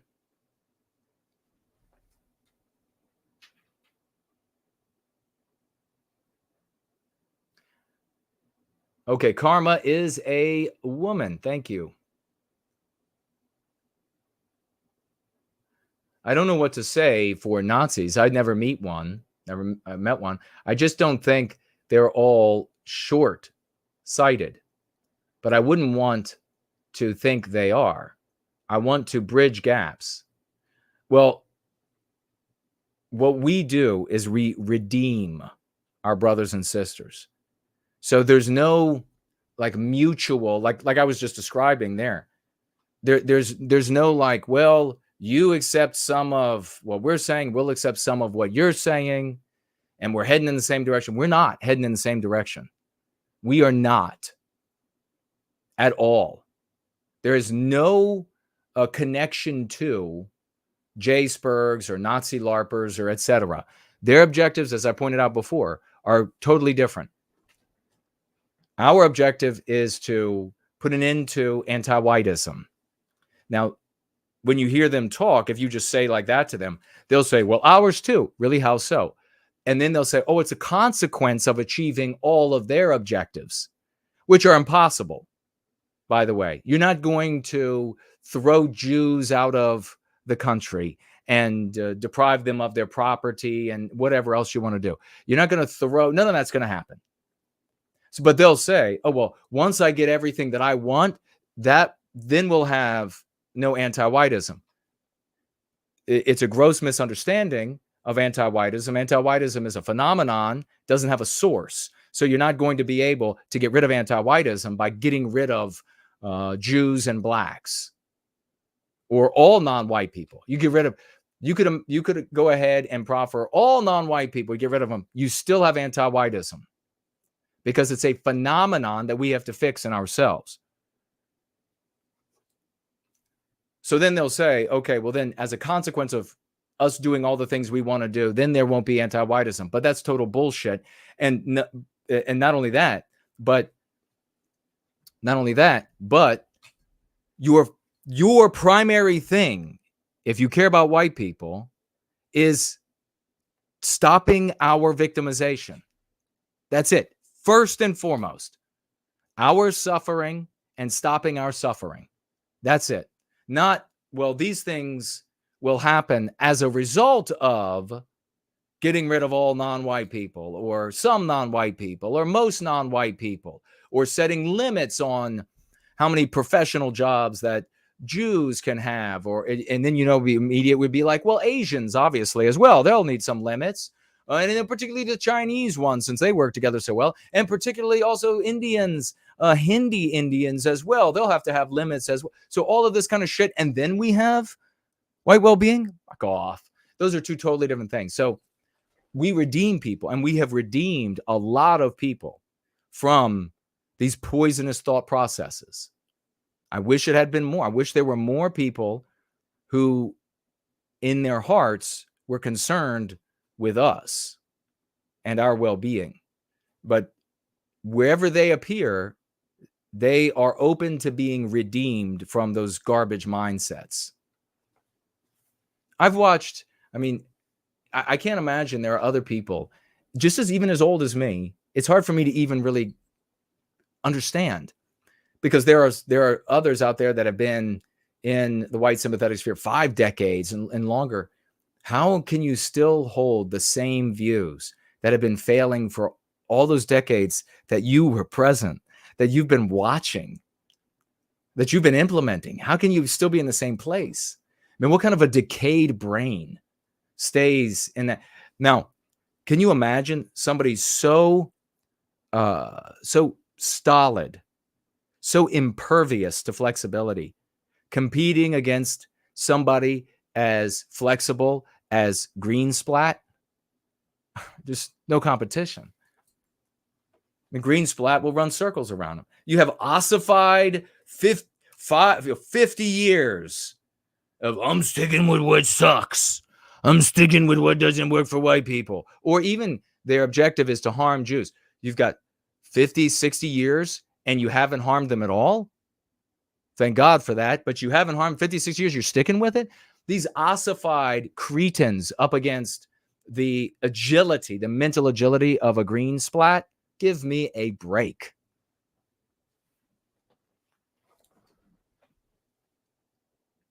Digital Underground is here, asking what's the lexicon, and I don't know if anybody responded to you, but these are the concepts that we employ in the Go Free method, and you can hear me using them here on this gathering on this wonderful Sunday night, Monday morning.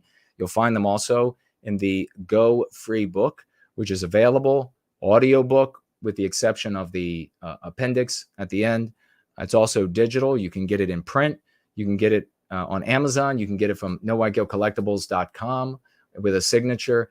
You'll find a huge selection of the concepts we use.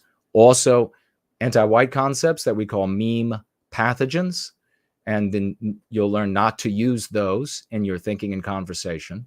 By changing the concepts that you use, you change the story you live your life in. As we do this as a community, anti-whites wanting to propagandize us have to speak in the concepts that we will use and understand. And by using our concepts, they undermine their own position.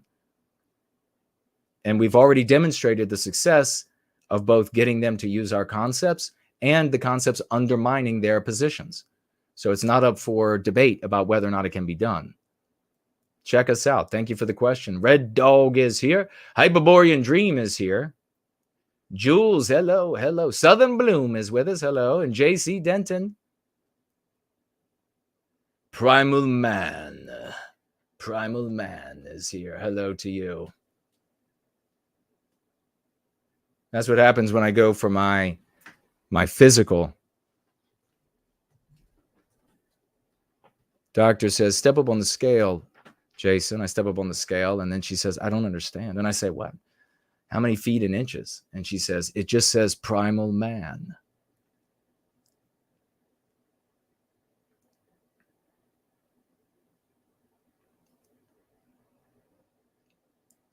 Pants is here. Eating a post-workout meal with no white guilt. Awesome. Thank you very much.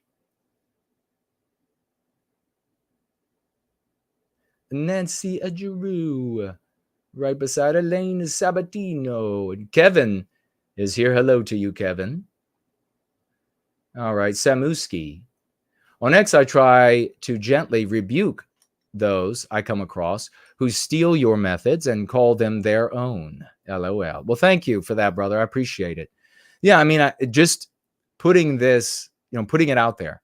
When somebody knows, and we know they know, in many cases, they've appeared with me. They know exactly who I am.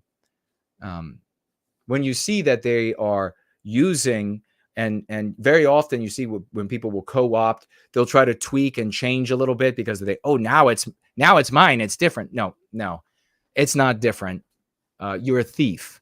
And when you see that, just pointing it out. I mean, you don't have to go to war again. You just be like, hey, you're a thief. You know that no white guilt came up with this. And instead of participating in the great work that he and that community is doing, you're just a thief. And then, move along. Thank you for that, Samuski, a great champion. Al Heindel says, it's starting to work after all your toiling for so long. Yeah, thank you for that. It is. And as I toiled for so long in obscurity, no one was there to say, oh, good job, keep going. No one was there to do that. And I saw, worse yet, all of these Johnny-come-latelys that sprout up and they suddenly become the cause celeb, and they are there for a couple of years in everybody's minds and everybody's discussion, and then they slowly taper, and for different reasons they go away. I had to endure that as well, which is infuriating. Scott is here. Hello to you. He says, Jason, I don't think any company sells or makes squirt guns today. Do they not? Well, we'll have to use the garden hose. I was having a squirt gun battle with my siblings, and when I was quite young, and of course, being the man of the West that I am and was, even though I was just a boy, I decided to up the power. And I dragged out the garden hose and full blast. And then when one of my siblings emerged, it was full soaker power. And that sibling raced into my father's new to him pickup truck and locked the door. But before the other door could be locked, I was around the other side, threw it open, and then full bore hose inside my father's new truck. And I had to clean that mess up. But that's squirt gun warfare. You take no prisoners. Up here in Canada, we started a white positive community. We jokingly call Diagolan. Okay. We have your teachings to thank. We have your teachings to thank for this understanding. Well, thank you so much. That's cool.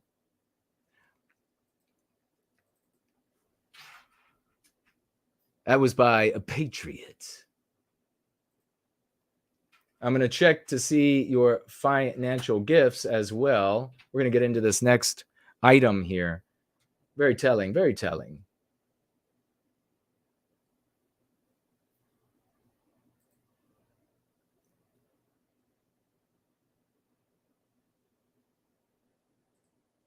Come on, screen.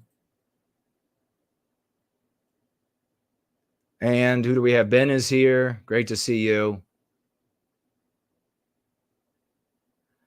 Asking, do you know, Elaine says, do you know about the murder of the 17-year-old white boy, Jonathan Lewis? Terrible. I retweeted, but I didn't have an opportunity to look into it. And it's a white teenage young man who was descended upon by anti-whites and died from the beating. Absolutely heinous. And prayers to his family and friends who lost somebody they really cared about. And that's a great example of what should motivate you to a great love for our people. Those who focus on the negatives of other races, what is impassioned in them when they see that? It's more hatred for blacks. You should be impassioned with greater love for our people when you see that. Hatred, anger is short-lived. It doesn't last. Love lasts forever. Anger is also often self-serving, whereas love is broader. And we need broader. We need a people. That's going to come about from love. It's not going to come about from hating black people the way that they were born, or hating Jews the way that they were born. It's not going to come from that. Being angry with them for these things. It's not going to come from that.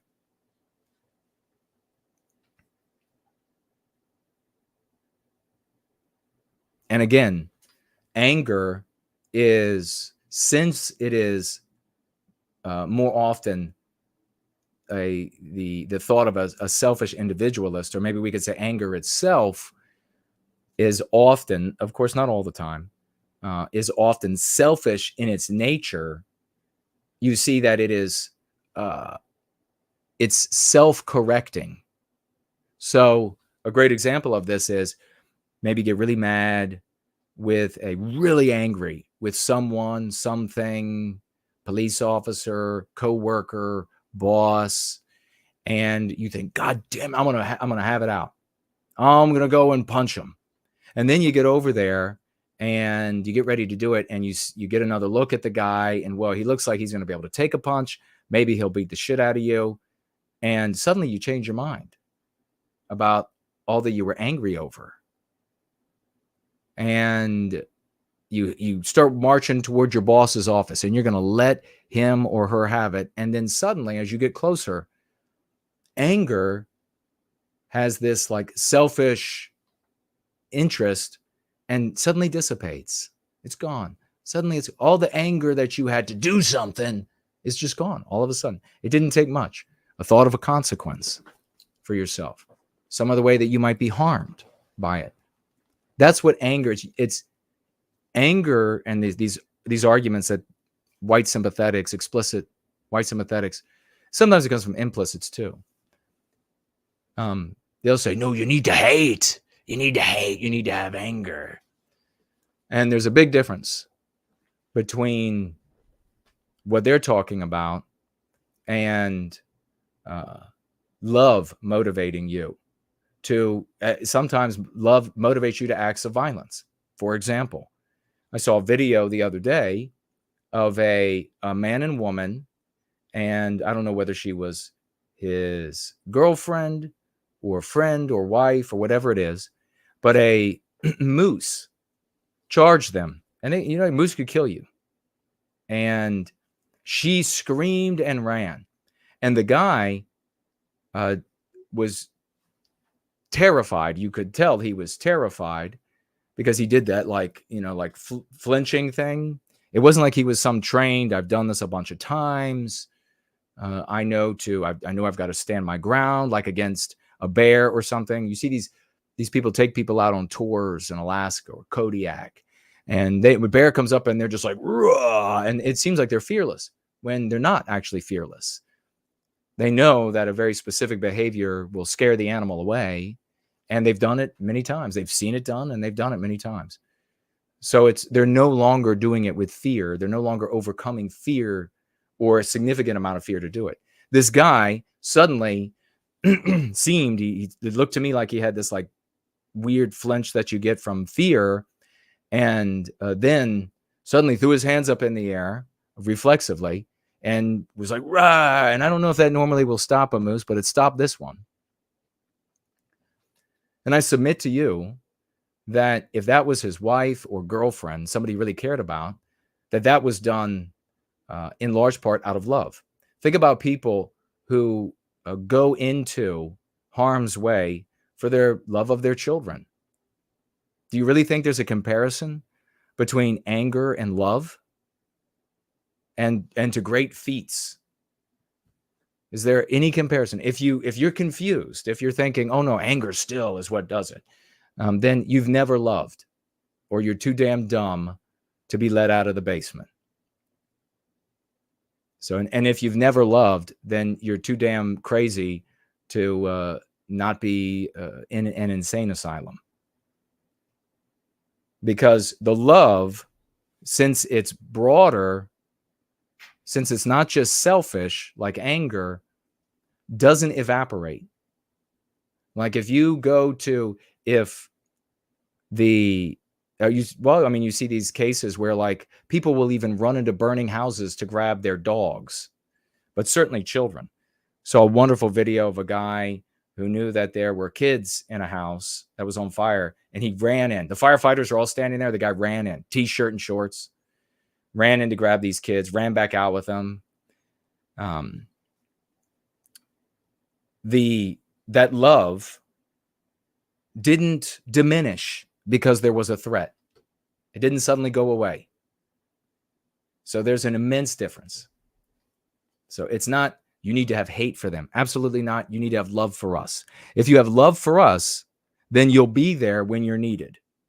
If you have hate for them, then you're going to weigh whether or not it's going to benefit you or harm you to be there.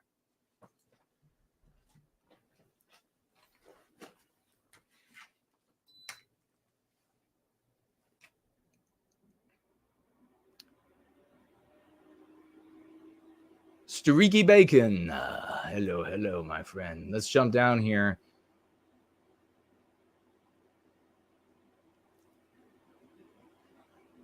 We're going to be, Yiz looks like she's going to bed. We'll be celebrating your new show in the Swash announcements.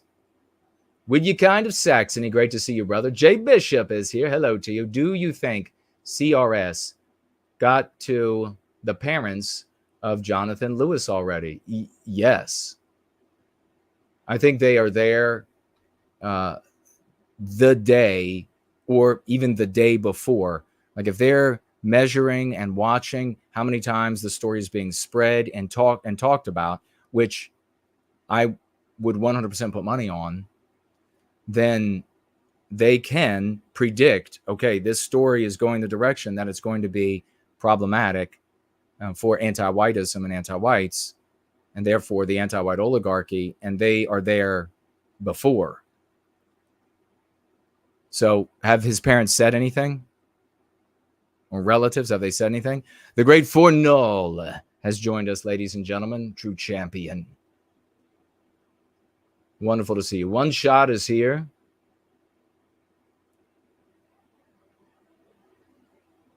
Jason, would you consider doing a Saturday night stream? Ask Just Say No. Maybe. Are there folks interested in a Saturday night stream?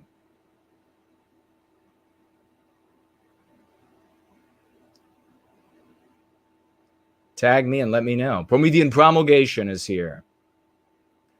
The tall Kevin widget that used to exist doesn't anymore. So we now have the Tall Kevin chat widget over there on Entropy that you'll have to use instead, my friend. And remember to tag me as No White Guilt to help me to find your question. All right, let's go ahead and continue. Pull this up.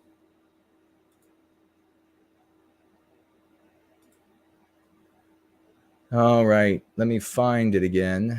It was at...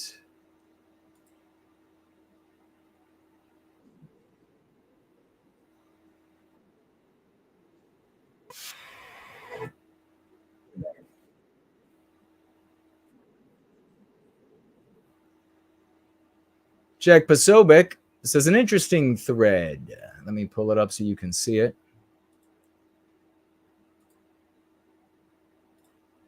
Let me know how the sound is. Is he same as me? Way louder, way quieter? Here we go. On X earlier today.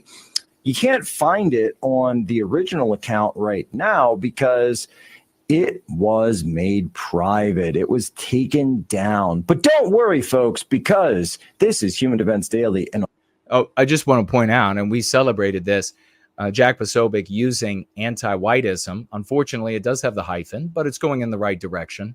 Get rid of that hyphen, and he'll be just right. But this is what we've done. Sometime soon, maybe I'll tell you the last big content creator that told me that the word anti-whiteism was totally cringe and no one would ever accept it. You all know who it is. on human events, what do we always bring? The receipts. Gabriel Urbina is a Hollywood writer. Here's what he wrote today. For anyone that needs someone to say this point blank to them, no, wanting diversity in your art/media consumption does not mean having to make space for white, male, heterosexual, or conservative voices. It just doesn't. You do not need to include them to be diverse. Huh? Okay, so I'm sorry. Happy that Posobiec is. Franklin saying he used it without the hyphen again recently. Magnificent. Well done. Well done, Posobiec. Well done. Sound is great, Jeffrey says. Sound is good, Franklin says. Wonderful. Okay. Panzerfaust says he has a question. All right, tag me and ask it, and I will keep my eye open for it. So this sort of, he's feigning, it's like the conservative thing to do. I mean, it's his audience, I'm imagining. A lot of conservative audience. Thank God he's using anti-whiteism. Please watch him, conservatives, rather than Hannity's and the others. But this like, I don't understand what you're saying. This is the conservative where they're like, they play dumb. I don't get it. I thought diversity meant all of us. Well, I was arguing what it meant in high school and have been ever since. And then this glorious team of champions has joined this work and have magnified it 10 million times fold. And so now the world these are the biggest alternative content creators that are using our concepts, our dialectics, our lexicon, our dialectics. And you know what happens after these people use them, as we continue to spread them and continue to spread more and more of our concepts, after they use them, then quite naturally, it will continue to create this upward push on larger and larger, all the way up to content creators who you might call professor, all the way up to content creators you might find on MSNBC or Fox. It creates this pressure, this changing the narrative pressure. So it's a wonderful thing. It's really a wonderful thing. So all along, and we've been saying this, diversity has always meant no white people, fewer white people until white erasure. We've talked about for decades now, for God's sake, how areas that anti-whites will look at and evidence of that will say, well, this area is more and more diverse, is also always less and less white, fewer and fewer white people, fewer and fewer white forms and norms and expectations, forms, norms, and expectations. And that, of course, should help people to understand that what anti-whites are after is not the day after achieving the white erasure, that the white erasure is the thing in and of itself, and that then the quandary that they find themselves in is unexpected, was immaterial. What now they have to figure out, now they're starting over, they're starting from scratch. That's where you find Anna Kasparian's comments from last Sunday when we talked about her and how she's now viewing the problems and other anti-whites in California. So the goal of this Urbana, this anti-white, is to white erase, is to get white people out, specifically white males, heterosexual white males out, white erase them first. And then as anti-whiteism becomes increasingly darker and darker skinned anti-whites, it will be more and more fewer white women. Then it will be fewer and fewer homosexual white males. And then it will exert a pressure on Jews whose skin tones are similar to white people's. It will just continue. That is what anti-whiteism is. So I really, I saw this bit of this clip here, as far as I saw, and I remembered an argument I had with a white female over years ago over diversity and what it means. And that that foul, condescending C word trying to tell me that no, this is what it means. This is what it means with her ass, that was like this big. This is what it means. You don't know. You just don't want there to be any non-white presence. You don't know. I would just like to, metaphorically, in a dream, find her, grab her by the back of her head, and then shove her face in the shit on the carpet and say, no, bitch, no. Big argument. And white people, they never show up. They never show up to say they were wrong. What do you say? Gabriel continues. Diversity is a tricky word. Its meanings and nuances contain multitudes, but let's focus on the context of art and media. Say someone goes, I really think we need to be thinking about diversity when putting together the writers for this TV show. What does that mean? All right, it's a little bit broken here. It's easy to reach the intuitive answers, which in case is something like, we want a variety of viewpoints, perspectives, and lived experiences and backgrounds of the writers we're hiring. Simple, right? But the intuitive answer here is a little less than ideal. Leaves you open to two of the right's favorite bad faith arguments. Namely, conservative ideologues are a viewpoint, and therefore these writers need someone representing them in the writer's room. Mm-hmm. So you see all along and this is another great point if you're able to read between the lines and see the broader picture. And if you're not, I'll do it for you, that conservatives have been losing all along because they have feigned to hold anti-white morals more accurately than anti-whites. So conservatives will come in and say, oh no, we all have this notion, this value of diversity. Think of Anthony Oliver, for example. We all believe in diversity, right? Well, we are really committed. You're not really committed. We're really committed because we want to see a diversity of ideas. Huh? I got you there, didn't I? Gotcha. Cornered you now. What are you going to do? And then what do the people whose brains are totally flexible and so much smarter, like a GreenSplatt? Well, they just go, I'm just going to step out of the way. You didn't catch shit. And then these stolid dolts are like, ugh, well, how did they get away? Well, they're crazy. I mean, come on.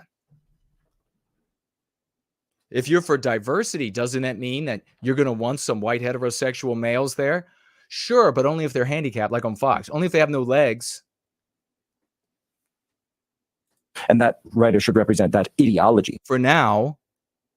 But as you can see, anti-whiteism is an ideology that has white erasure of physically white people and our norms and forms and expectations as its goal.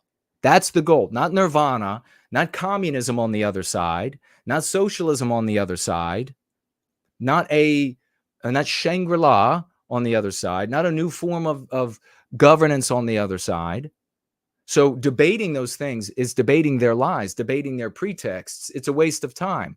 It's also just like a ghost that they can move anywhere they want in the argument, and they always win because you have given them the power to win. You talk about the actual objective. The actual objective of the anti-white is white erasure, and when they achieve it, they celebrate.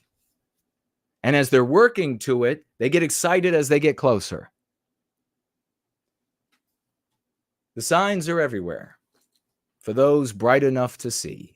Replace conservative with white, homosexual, white, heterosexual, cis, etc., and adjust the numbers accordingly. Both of these arguments make a kind of sense if you go by the intuitive definition of diversity. They are also utter BS. That's all anti-whites.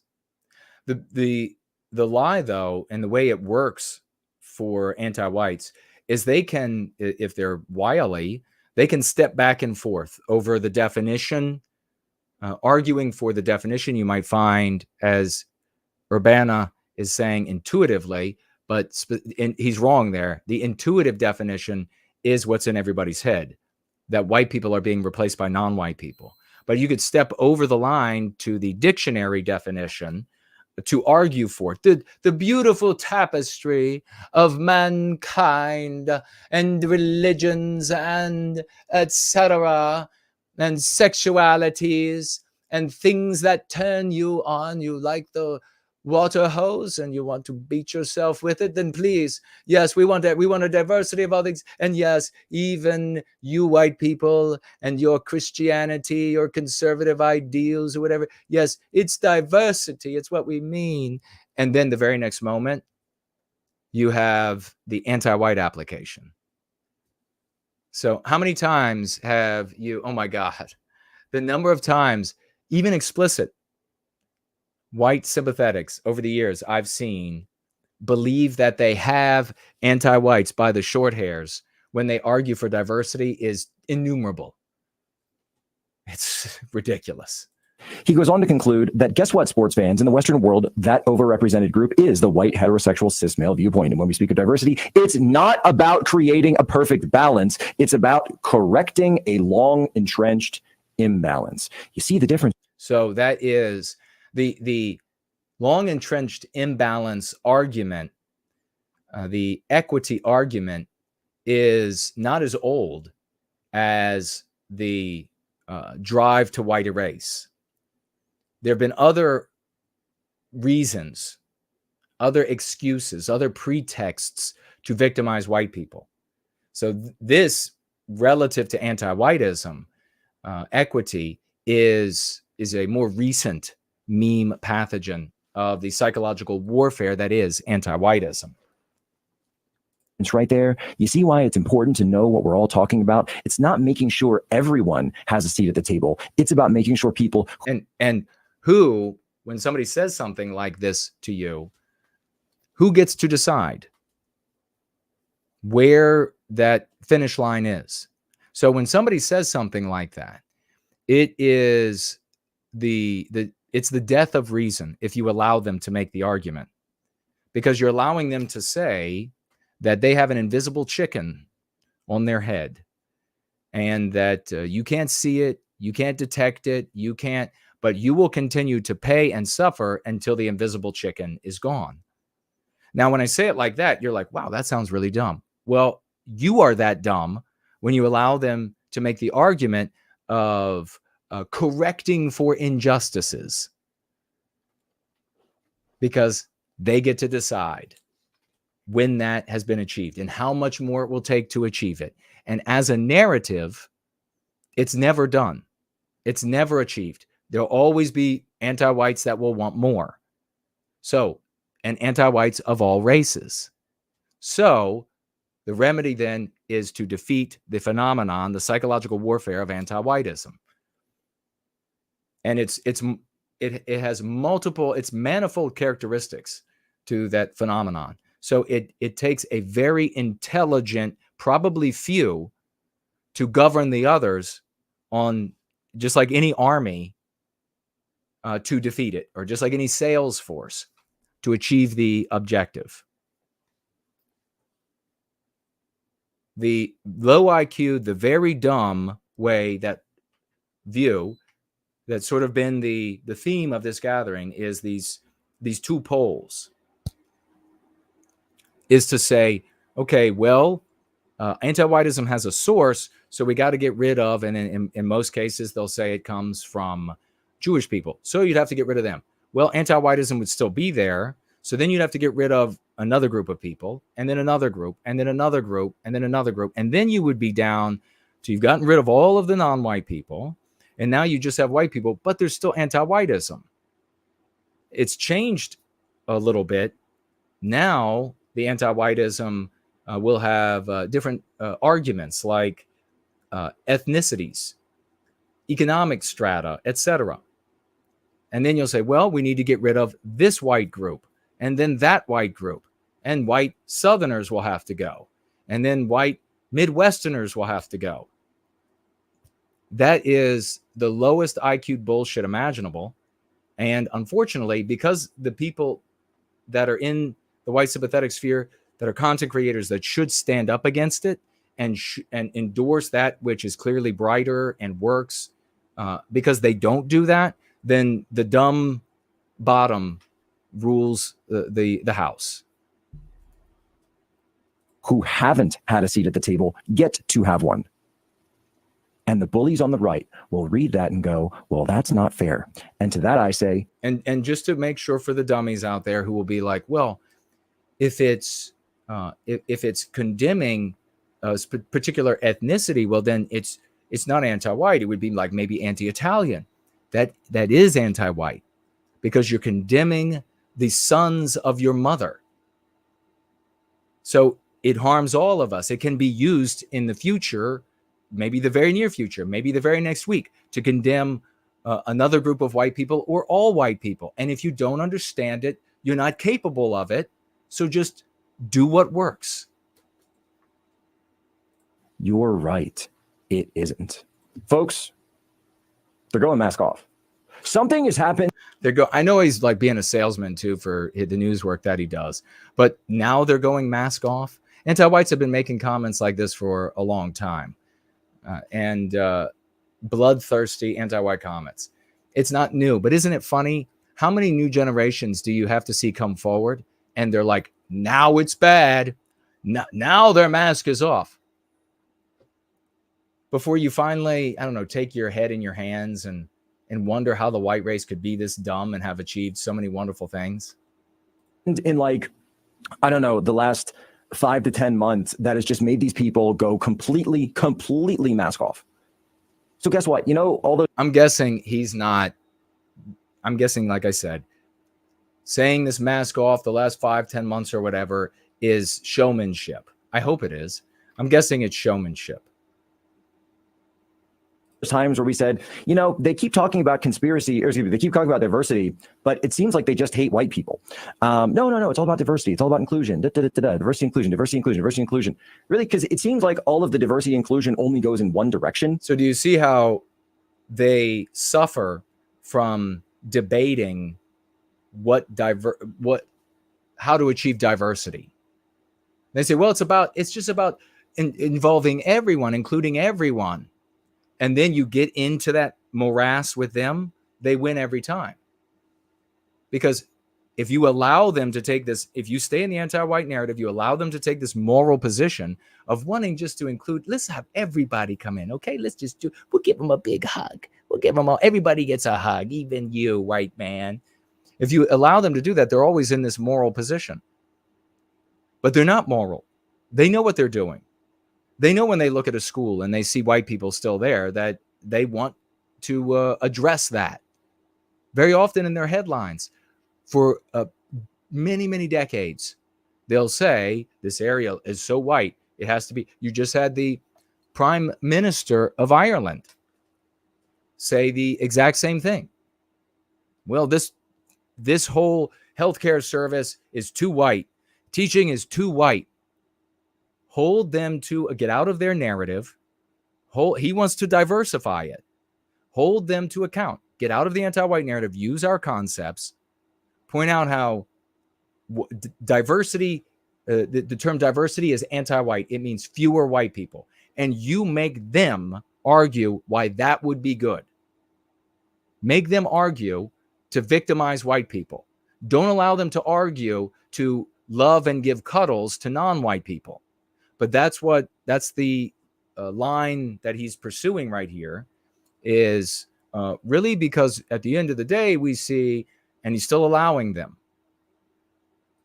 And it seems like it goes away from another direction, even when, and at the end of the day, you know, the products that Hollywood's turning out in the name of this they're not good. They're actually terrible. And that's another superficial argument that you see a lot of content creators make as well. Like, well, the outcome is of it's not making enough money. Who gives a shit? I don't give a shit if they're not making enough money. This is a conservative argument about produce and consume. And a lot of people will make this argument without even realizing that they hold these values of produce and consume over the flesh and blood of Western kind. Like, can you believe it? They're not making money. I don't give a shit. I don't care. of these things. You've got women in charge of everything, not because they are the best person for the job, but because we need to have women in charge. You're putting No, another error. Do not speak for the anti-whites and what they're doing. He just said, because we need to have women in charge. Don't do that ever. We don't do that here. That is total psychological warfare control over the victims, is to get the victims to speak for their own victimization. Don't do that. Do not do that. Actors and writers and directors in charge of everything. Again, not because they're the best person for the job, but because they are the right person of color. Yeah. You see how he just made the anti-white position the correct position. You do not do this. You cannot have this. Maybe you want to call it a snarky way, or and the people are claiming snark, but in reality, when you hear them talk, it's not. He just said we have to have the right person. No, you have to train yourself to not be in the anti-white narrative. The right person is the person that we want. We want the right person. That's what we want. So don't call the anti-white outcome the right person. They're right. They're the right ethnic or gender quotient or something, and it's terrible. So folks know. So I don't blame this guy, Jack. Of course, how would he know? I mean, everyone else on planet Earth and the West is getting this wrong as well. So it's not bad on him, and he's using anti-whiteism now. So he's going in a direction, which leads me to think that he's open to stepping his game up and bringing the fight back to the anti-whites. He's open to not losing anymore. So that's fantastic. That would mean that he has the intelligence, he has the right idea, he has the courage. So good for him. It's not a conspiracy theory. It's exactly what it looks like, and it always has been. They want to diminish certain people from being there. No. And they want more people. Don't do that. Diminish certain people. No. Speak for us, Jack. They want to get rid of white people. Don't say, well, I said that earlier. No. Always say that. They want you, when it comes to our victimization, to make it nebulous, to not say our name. And so therefore, say our name. They want to get rid of white people. That's what it is. Not certain people. White people. To be there that they would like to have. They don't care whether the story is good. They don't care whether, go look at any Star Wars movie if you want to see that. Who cares? Who cares? Really? Like, they don't care. They're not very worried about whether or not they're going to give me good entertainment. Who cares? They don't care whether the actors are good. They don't care whether direction is good. They don't care about any of those things anymore. And then because of the ESG system, guess what? The ESG system showed that you could still get money from your capital investments, even if your stocks were going down. So people were looking at Netflix all the time and saying, why is Netflix, casting all this stuff, but they're not actually putting it on air. Why? Well, it's simple. It's very simple, because they're still getting money off of it. In fact, in some cases, they're profiting from it. So profit is a funny word, because, and maybe we'll come back to this at some point, but profit is a funny word because the profit one gets from satisfying an intense jealousy is clearly more valuable to a human being than the profit of economy, of cash, especially to those who already have enough cash to satisfy otherwise carnal needs and status. We see it all the time.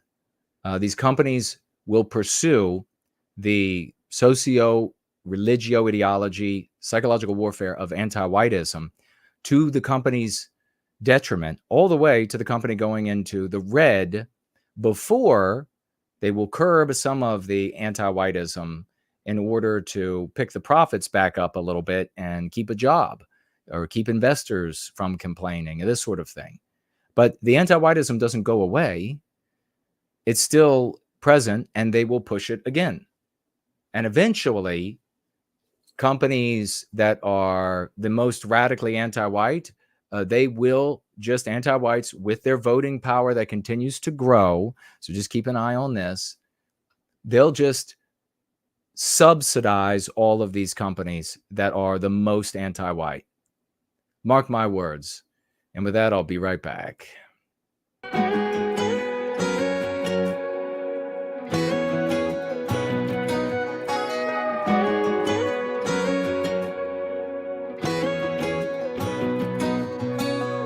My brother says it might not happen, but he's got dreams and longs a passion, dedicated to reclaiming our home, but passing it on to his kids is in the unknown. So much time and heart is there he left for this. Well, I would know, cause I've had it the best. Hoping to be blessed by his goddess a kiss. Take a look around, you are already rich. Your Promethean dreams are reality. Your Promethean queen has extreme beauty. And you can't give up on all us when all that I can see is so much hope left. There is love in the West.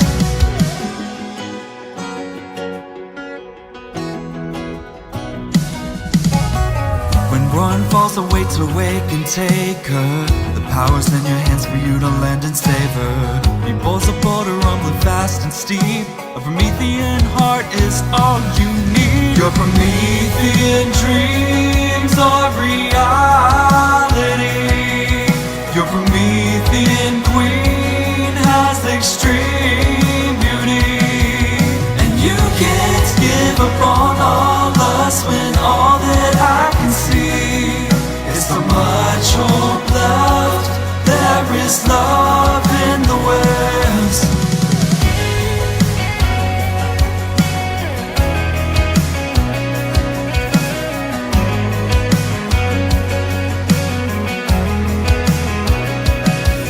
Your Promethean dreams are reality.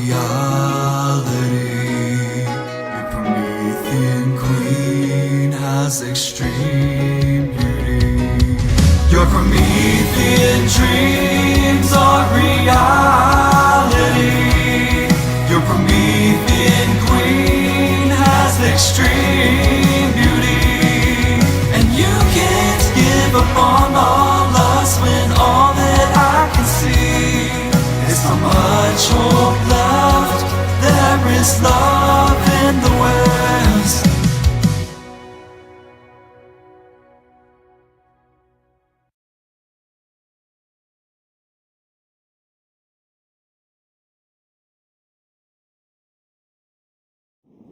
Drowning in the argument, the anti-white says, what exactly is anti-white? You have got to be animated with the righteous passion of reclaiming our destiny. We are the heroes of this era.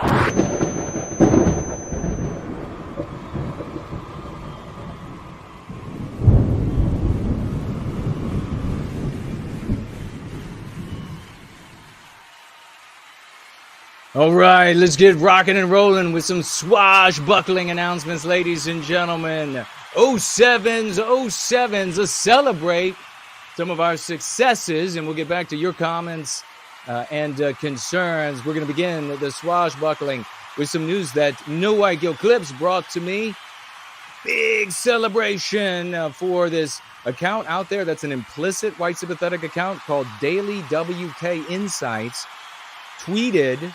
And let's see, they use the hashtag anti-white, and they have now on that tweet nearly 1 million views. Anti-white without the hyphen, looking glorious, fantastic. Celebrate, get some swash flags up there, ladies and gentlemen. The great Dean Danger of School of the West, ladies and gentlemen, was just on red ice, if you can believe it. Yes. The great Red Ice, Henrik and Lana. Make sure when we're done here today that you check it out. Big celebrations there. We've been looking forward to that happening for a very long time. Big salutes, big epic salutes.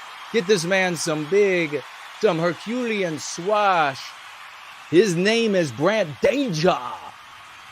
He is the Danger Man. Celebrate.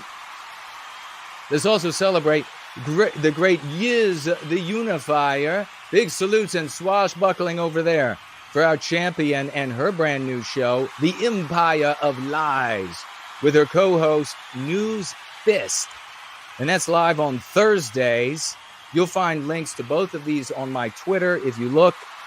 So big time, swash it up, swash up Brant's episode, swash up Yiz's new show. And I also want you to swash and celebrate, massive celebration to Final Blossom over there on his Substack, Western Wellbeing Newsletter. His brand new article that's out right now called Restoring Western Civilization.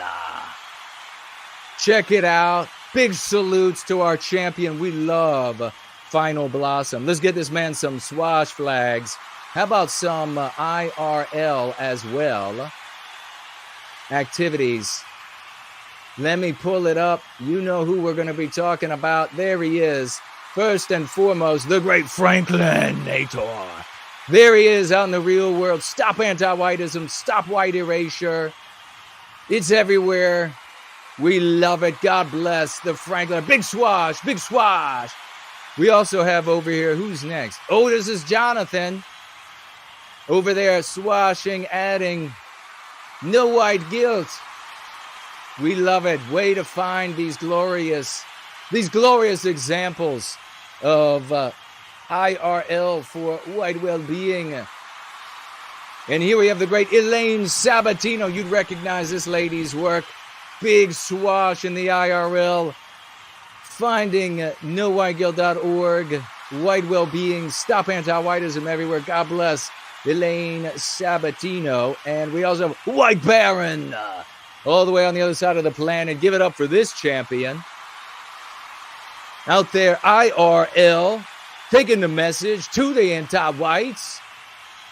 Good work, my brothers and sisters. Let's continue giving it up for the one and only old European making Dutch translations. I just saw an email. I haven't had a chance to respond to it yet. Of a couple of my videos. God bless this champion. That's big swash, because our brothers and sisters who speak that tongue and might be more comfortable with it than English will be able to imbibe. God bless you, brother. Thank you so much for your epic work. 007s, quadruple 07s for white well-being there. And we have, of course, it's the second Sunday. Ladies and gentlemen, you know what that means. The second Sunday of the month, and that means that the one and only, the leader of the OT, Biospirit of the West, has come in with some of his views and thoughts on what to celebrate, some of what he's noticed. And we're going to start by celebrating this guy. 007, 007, quadruple 07 to Biospirit of the West. I tell you, more than anybody out there, I see Biospirit of the West. Not only is he the leader of the OT, the outreach team, but he is the most active, and his comments are puissant. They're powerful. They make a change in the world. So God bless this gentleman right here. And he shares this. Then we're going to wrap it up and get back to your comments and your financial gifts, ladies and gentlemen.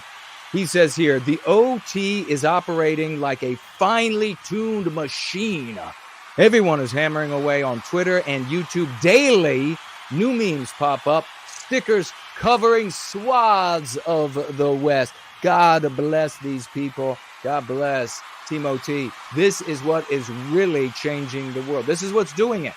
This is the engine of change, in addition to all those solo actors who are serving, and many of them are here right now. God bless every single one of you as well. He goes on. We have 3 new OT members, Promethean Healing, Cindy Ben, and Gentile Gentlemen. Let's give it up for these folks. Get them some swashbuckling flags that they can carry into the combat of our well-being. What has impressed me the most this past month, he writes, is the apparent impact Team White Wellbeing is having on large influencers using the lexicon. Mark Dice, Matt Walsh, Jack Posobiec, Donald Trump Jr., just to name a few.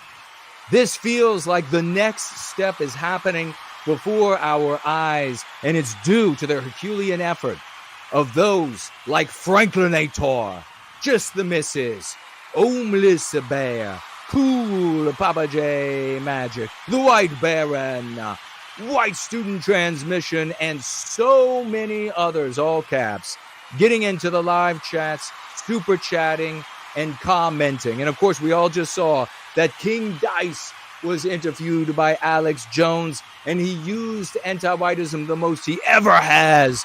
Big salutes to King Dice.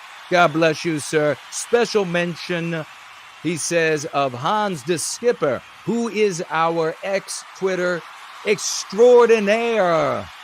Every day, he has an epic number of Go Free Method-centered comments. And that's what you're looking for, folks. Go Free Method-centered comments.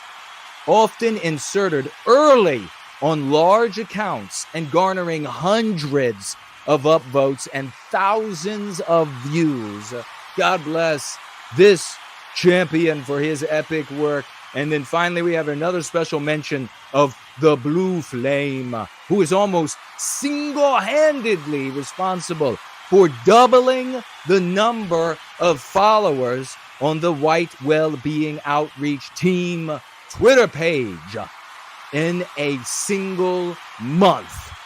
Talk about gloriously done. Every day, he invites hundreds of people to come see what Team White Wellbeing is doing, and many of them give us a follow. Lots of brand new eyes on white, positive, collective content. And I will tell you this, ladies and gentlemen, who's hearing these celebrations and seeing us celebrate, this is the engine of change that you are seeing in the world today. You're seeing these concepts appear out in the world. You're seeing these things manifest. It is magic. It is white magic. It is the high white magic of Team White Wellbeing and the solo actors here in service to white wellbeing. And you too can pick up the wand of the magic that we have created and use it to take it down. Take down the dark magic of anti-whiteism. It's this or nothing. Ladies and gentlemen, you can be a part. You can be a hero in our story. I call on you. I challenge you to do so. And we'll be right back.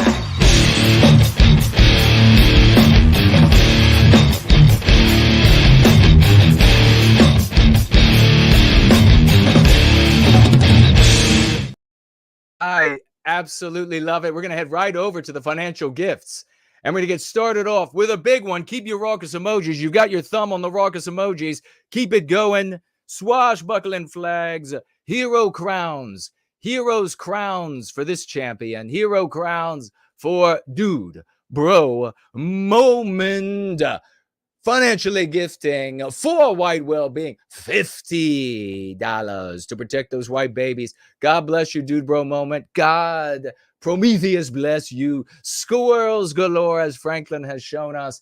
Squirrels, a dude, bro, moment. Thank you so much. $50. And he says, for white well-being. I'm going to try to get to maybe the biggest ones right now.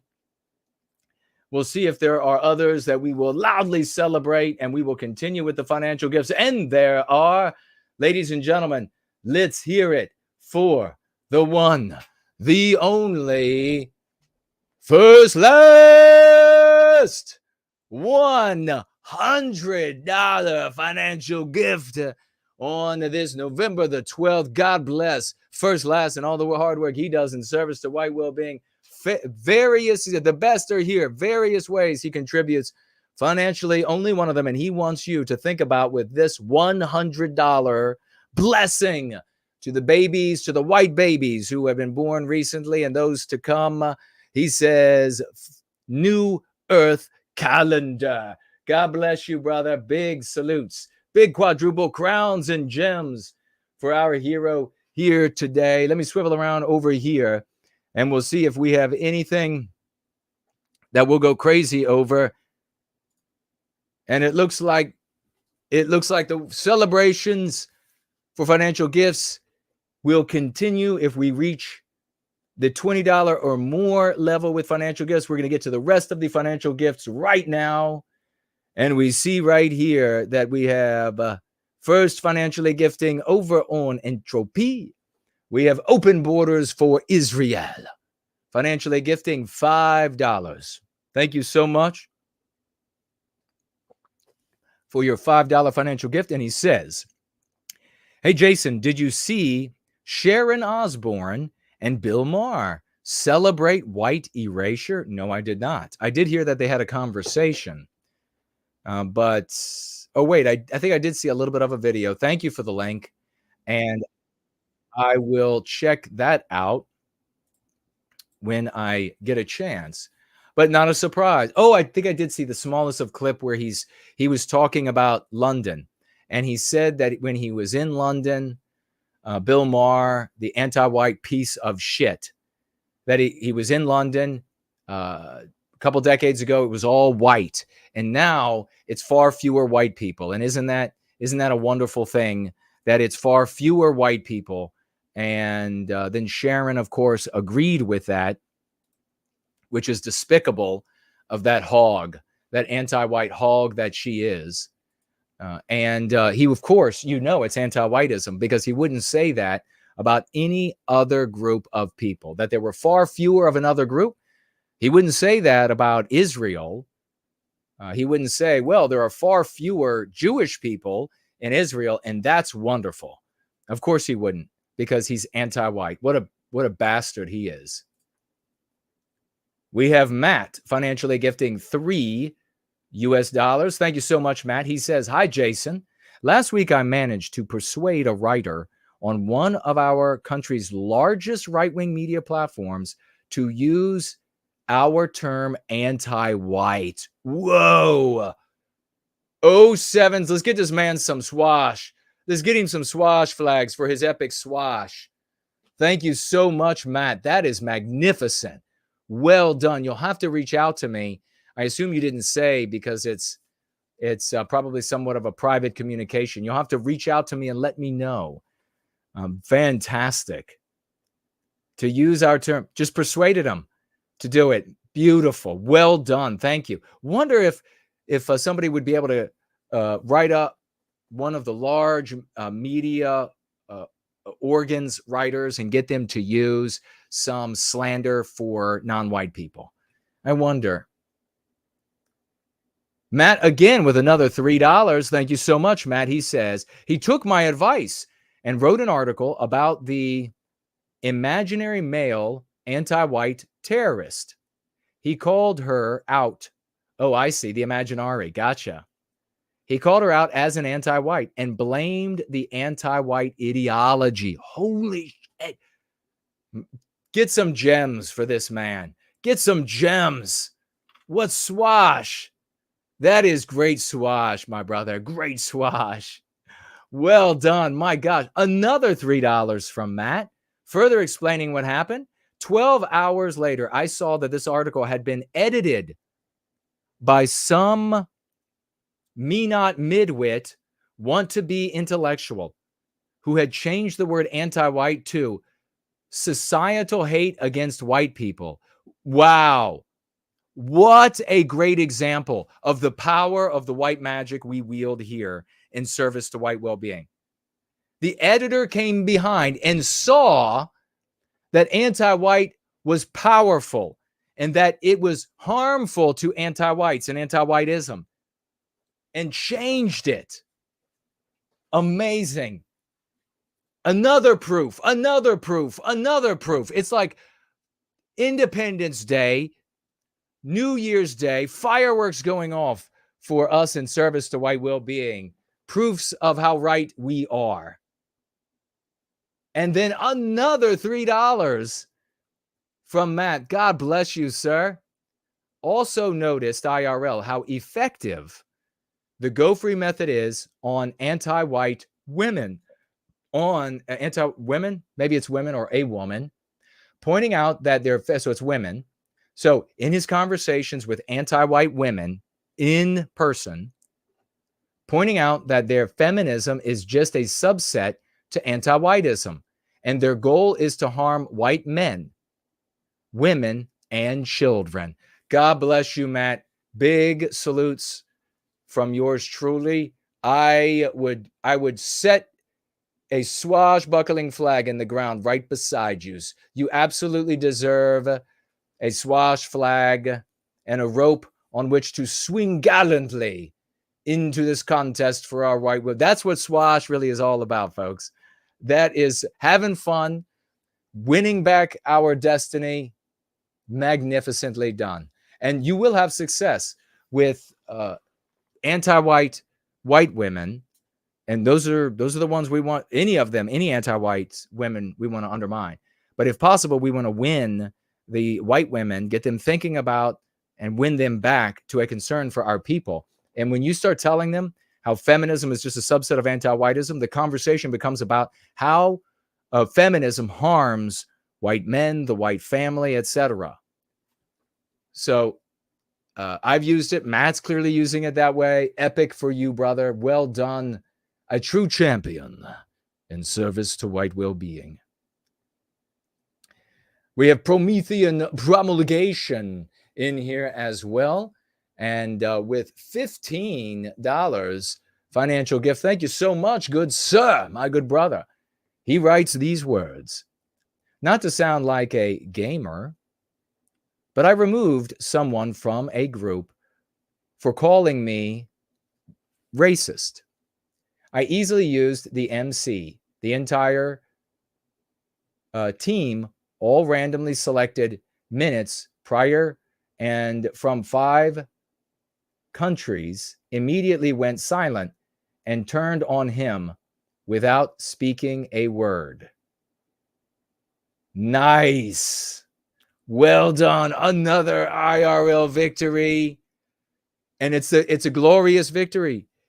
And that's what we have here, just glorious victories, moral victories, where the anti-whites are set fleeing as the immoral vipers that they actually are. And that is a great example, a great testament to it. You don't win this way any other way in service to white well-being. So God bless Promethean promulgation and this magnificent example of service and execution of the concepts and service to white well-being. God bless you, brother. Thank you so very much. Let's have a look over here. You might be able to see over my left shoulder that Maximilian von Fock has given us a portal in the closet to this beautiful atrium with this lovely little sofa or settee that we can go and recline on when we're done here today. It is a bit gray there, but it's better than not being able to time travel, isn't it? And teleport across great distances.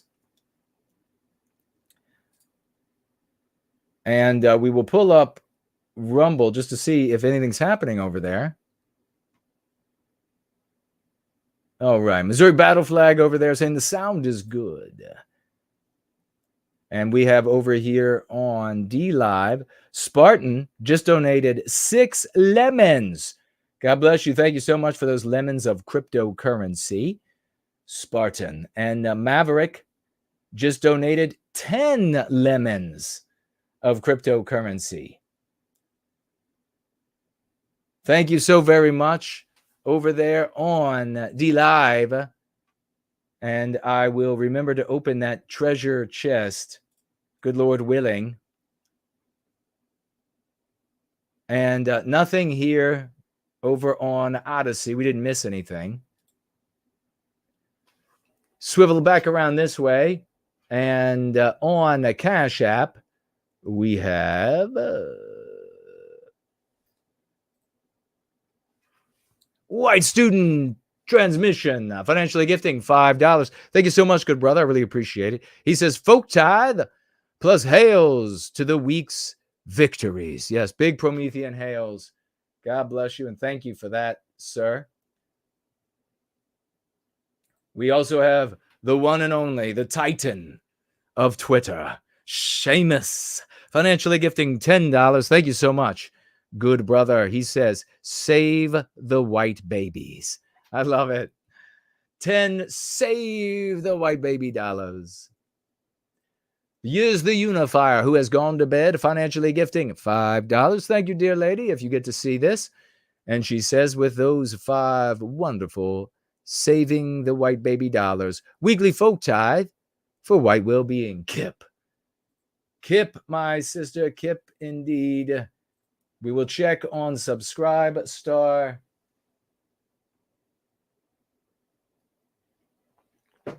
And didn't miss anybody there. All right. We appear to be caught up everywhere now, ladies and gentlemen. We will turn back to the matters at hand, and we have a disagreement with yours truly that I will address and speak to before we are out of here tonight.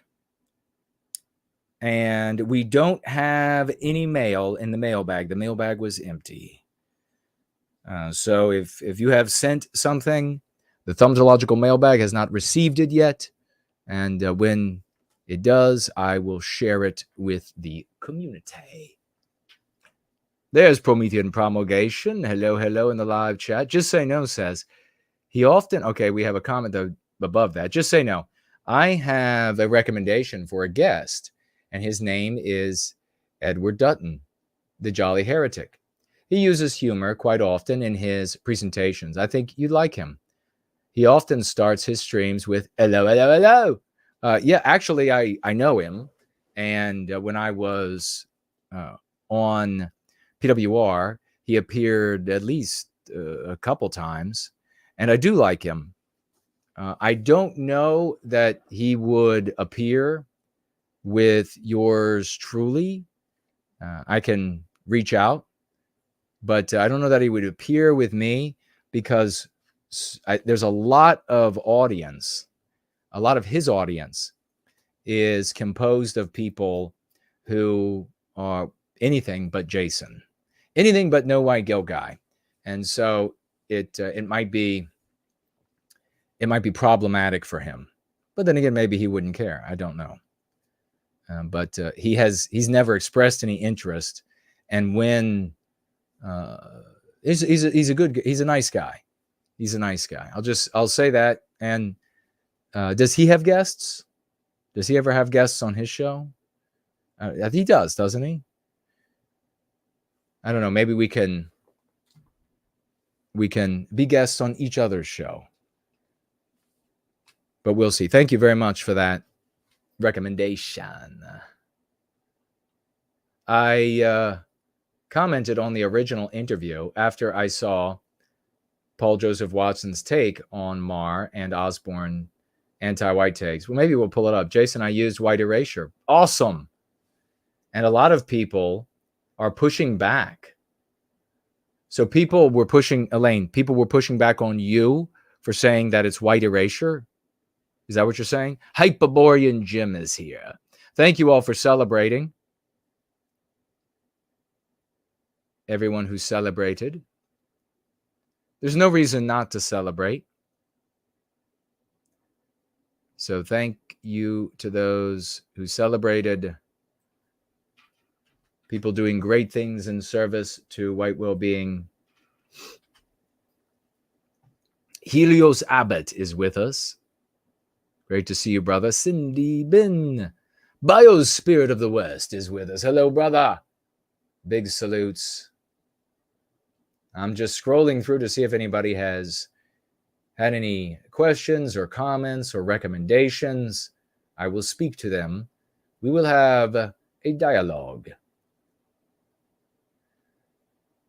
Melissa, I missed something. Brant Danger was interviewed on Red Ice. So you want to head on over. You can find it actually on my Twitter.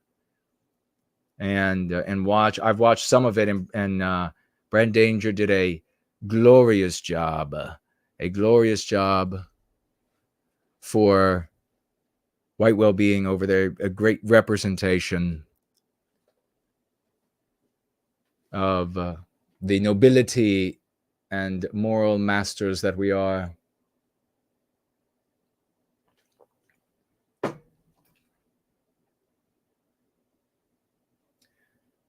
There's a man whose name is Dean Danger.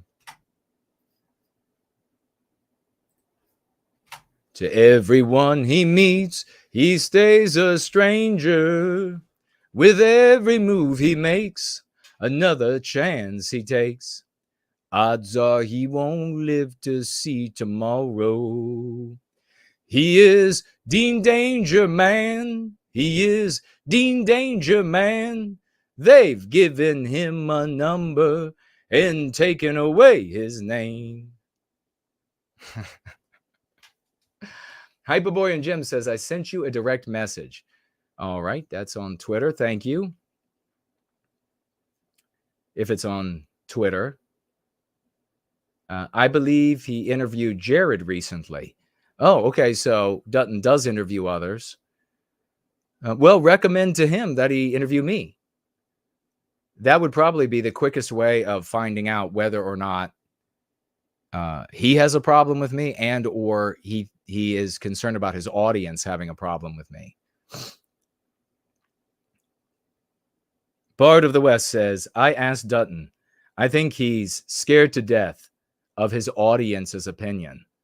Okay, so Bard of the West asked about having me on, and he says that he thinks Dutton is scared of his audience's opinion. And this is how the dumbest and lowest IQ'd, the most immoral, maybe even criminally minded, end up controlling what happens in resistance to anti-whiteism, is because the people who know better don't take a stand against them. That broad like swath is supposed to say to the ignoramuses, get in your pen, shut your mouth. This is what's good for us. And you're either going to go along or you're going to be banned from the channel. You're going to be, and that's the power that content creators have here. Could you imagine if in our countries that the broad, normal middle said to that large underclass composed, as I say, largely of the least, the left side of the bell curve, said, all right, whatever you want. Don't get mad. We'll give you whatever you want. I've had that argument more. I had that argument in a car ride where it got to me raising my voice in a car with other men in the white sympathetic sphere, because people won't stand up to the left side of the, I mean, you might want to even, like coin a term for rule by the left side of the bell curve. That's where we are.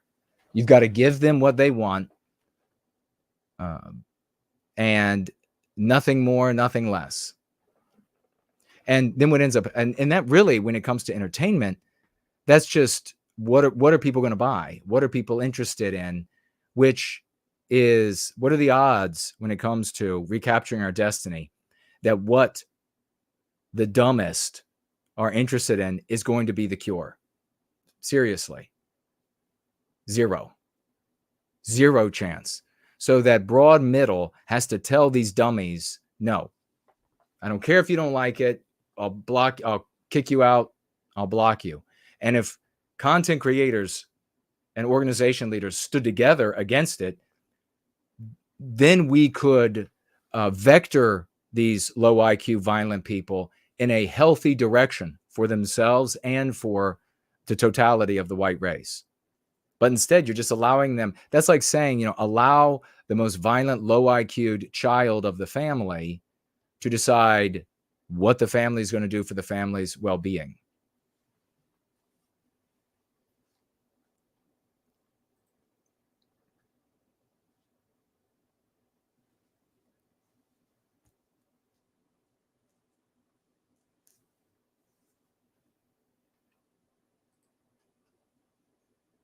Thank you for coming in with that info, though. Because that was my hunch.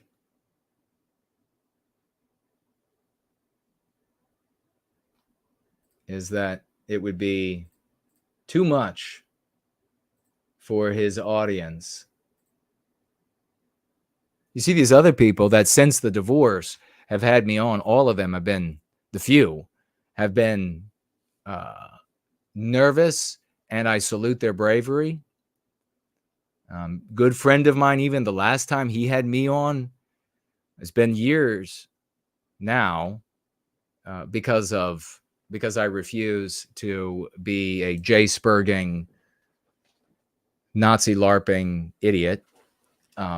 He had to qualify me coming on to his audience. That he has people on of all opinions, and he talks to everybody.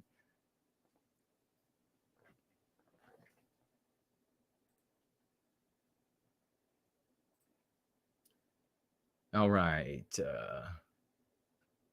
With you kind of Saxony says, brother, how would you counter the accusation of being aggressive, trying to cause an argument, disrespectful, when talking to people? Would you agree that's an MP to shut us down? It's absolutely an MP. And if you are not exhibiting aggression or trying to start an argument, you see, all these are kind of like specific, like situation specific things. But what you can do, if you're not displaying any aggression, if you're not trying to start an argument, with trying to start an argument, you could say victimizing white people on the basis of our birth isn't an argument unless you're deranged. Unless you're anti-white, it's not an argument. You could say when it comes to the aggression thing, it depends, because have you gone to a point where you are aggressively presenting our position? If you have, then you tell them that it's a virtue when it protects the innocent. Anger is a virtue when it protects the innocent. They say, you've raised your voice. Anger is a virtue when it protects the innocent. People are being victimized on the basis of their birth. When will it be enough for you? And you throttle up and throttle back depending upon your audience, as we talk about. So if you have somebody that maybe is a little bit more delicate, or you're going to have more opportunities to make touches with them and try to bring them around, then you can, if they are signaling, if they're showing that they're getting uncomfortable, that is because you are persuading them and they don't like it. They have an idea, anti-white idea, they want to stick with it, and you're persuading them, and that's uncomfortable for them. And so they're indicating that they want to end that conversation to escape the discomfort. If you have more opportunities to speak with them about these things, then it's best in that case to let them off the hook at the moment, and you let them off the hook with something like, you might say, if she said or he said, "Oh, you're being aggressive," or something of the sort. You might say, "Obviously, I'm not being aggressive, but anti-whiteism is an uncomfortable subject, and I can see that it is uncomfortable for you. So I'll just leave it here for now. But anti-whiteism is a great immorality in the world today. It is a terrible immorality in the world today." And then stop it there, cut it off there. You can start the conversation on another issue related to anti-whiteism in the future. That's a great question. But it's definitely, it's an MP in the sense that it's being used to prevent us from recapturing our destiny, putting an end to anti-whiteism. But typically, an argument between people, when someone is losing, they'll say things like, "Oh, you're being too aggressive. The conversation has to stop," or something of this nature. So it's just a feeble way to get out of the train of failure that is heading to their station. Promethean Promulgations, as a family member of mine, is a huge fan of Dutton, and he is very critical of me supporting you. Okay, so the family member is critical. So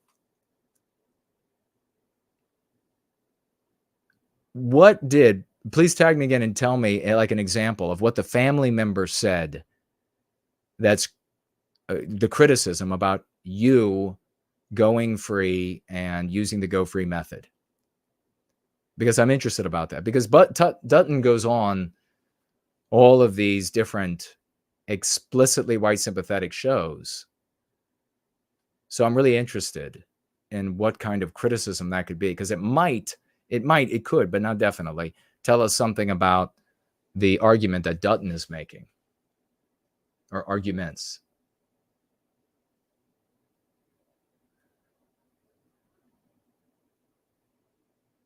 All right, Jim, I see that you say it's on Skype. All right. Just say no says, make that your new theme song. The Brand Danger one I sang?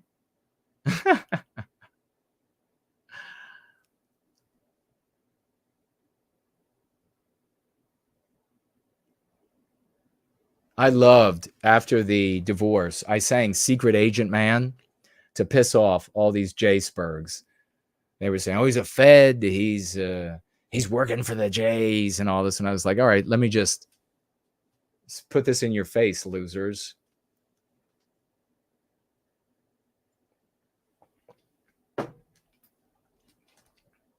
And it worked perfectly. In their little comments that we were keeping an eye on, their different chat groups, they don't know that they have traitors in their midst, but what a surprise, right?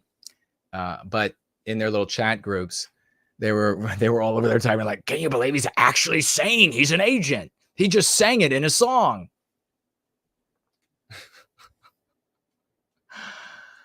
Oh my God.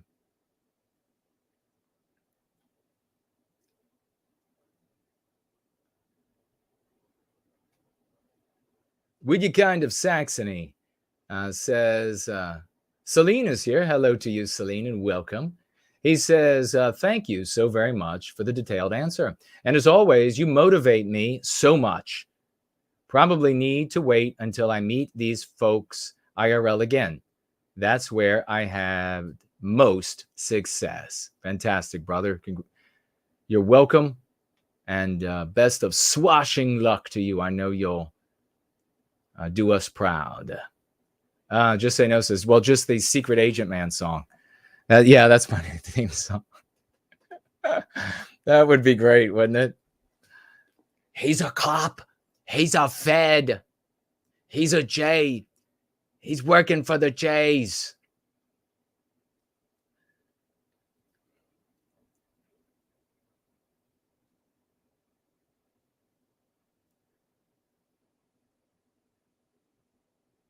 You can't share links in the live chat.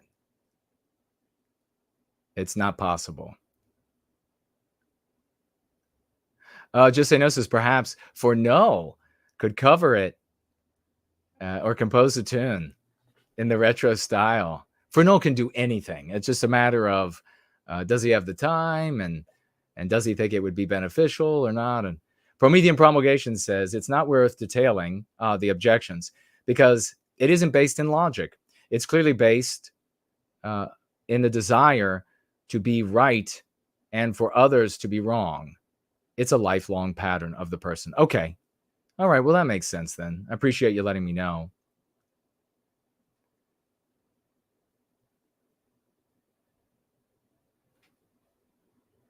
Yeah, thank you very much. I did have some pushback from Dutton followers, not a lot at all, but from Dutton followers leading up to and after the divorce, who were showing up and they were saying that, oh no, the society is, you're not right, Jason, society is full of, what did they call them?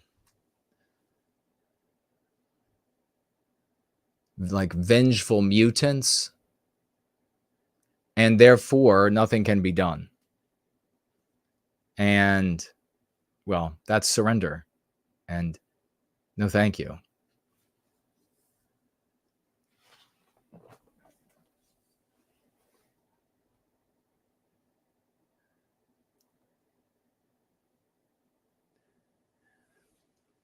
Got a financial gift here from I Love Jesus Christ.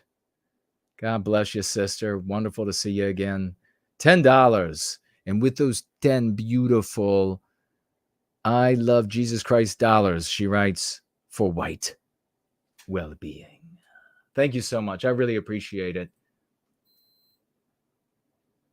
It is very meaningful. And I will refresh over here. All right, looking good. And what do we got? What do we got over here? Oh, let's do some, and I'll keep looking at your comments. We'll keep rolling along here. And maybe I will pull up that,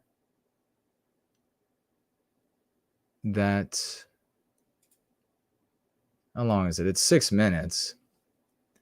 Maybe we could put him on a little bit faster. The Paul Joseph Watson. But before I do that, I want you all to hour, minute, and second mark this spot, because I'm going to share with you the content creators that we would like to see you begin following so that we can strengthen this community. And if we're not getting stronger, we are atrophying. We're getting weaker. There is no staying the same in this universe. I want you to follow Andrei Moisejev. All of these people, as is always the case, are on YouTube, and that's where I want you to follow them. If I give you any other links, it's because they also have backups or whatever, or other platforms. But I want you to find them on YouTube, because I want everybody on YouTube. Do not leave this platform. Andrei Moisejev on YouTube at Art of Myth. That's our great composer, Andrei Moisejev, at Art of Myth. Anders has his blog, and that is, I'm going to have to get a better, I'm going to tag this, and I got to get a better way to share it, because it's just a bunch of letters and numbers. I'm not going to read all that. But Anders has a blog, and you can read his works. It's on link.medium.com. Of course, as well on YouTube, but that goes without saying. White People's Press. whitepeoplepress.com. Westman Media. Odyssey.com/@ Westman Media. School of the West.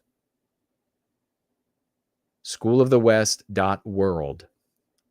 Yiz the Unifier. She has her show Discordant Dragon. You can find her on YouTube at Yiz the Eunuch. She also has the Corner Club and now the newest show that she's doing, The Great Fornull, on YouTube at Fornelius Newland. I will spell that. FORNELIUSNULLAND.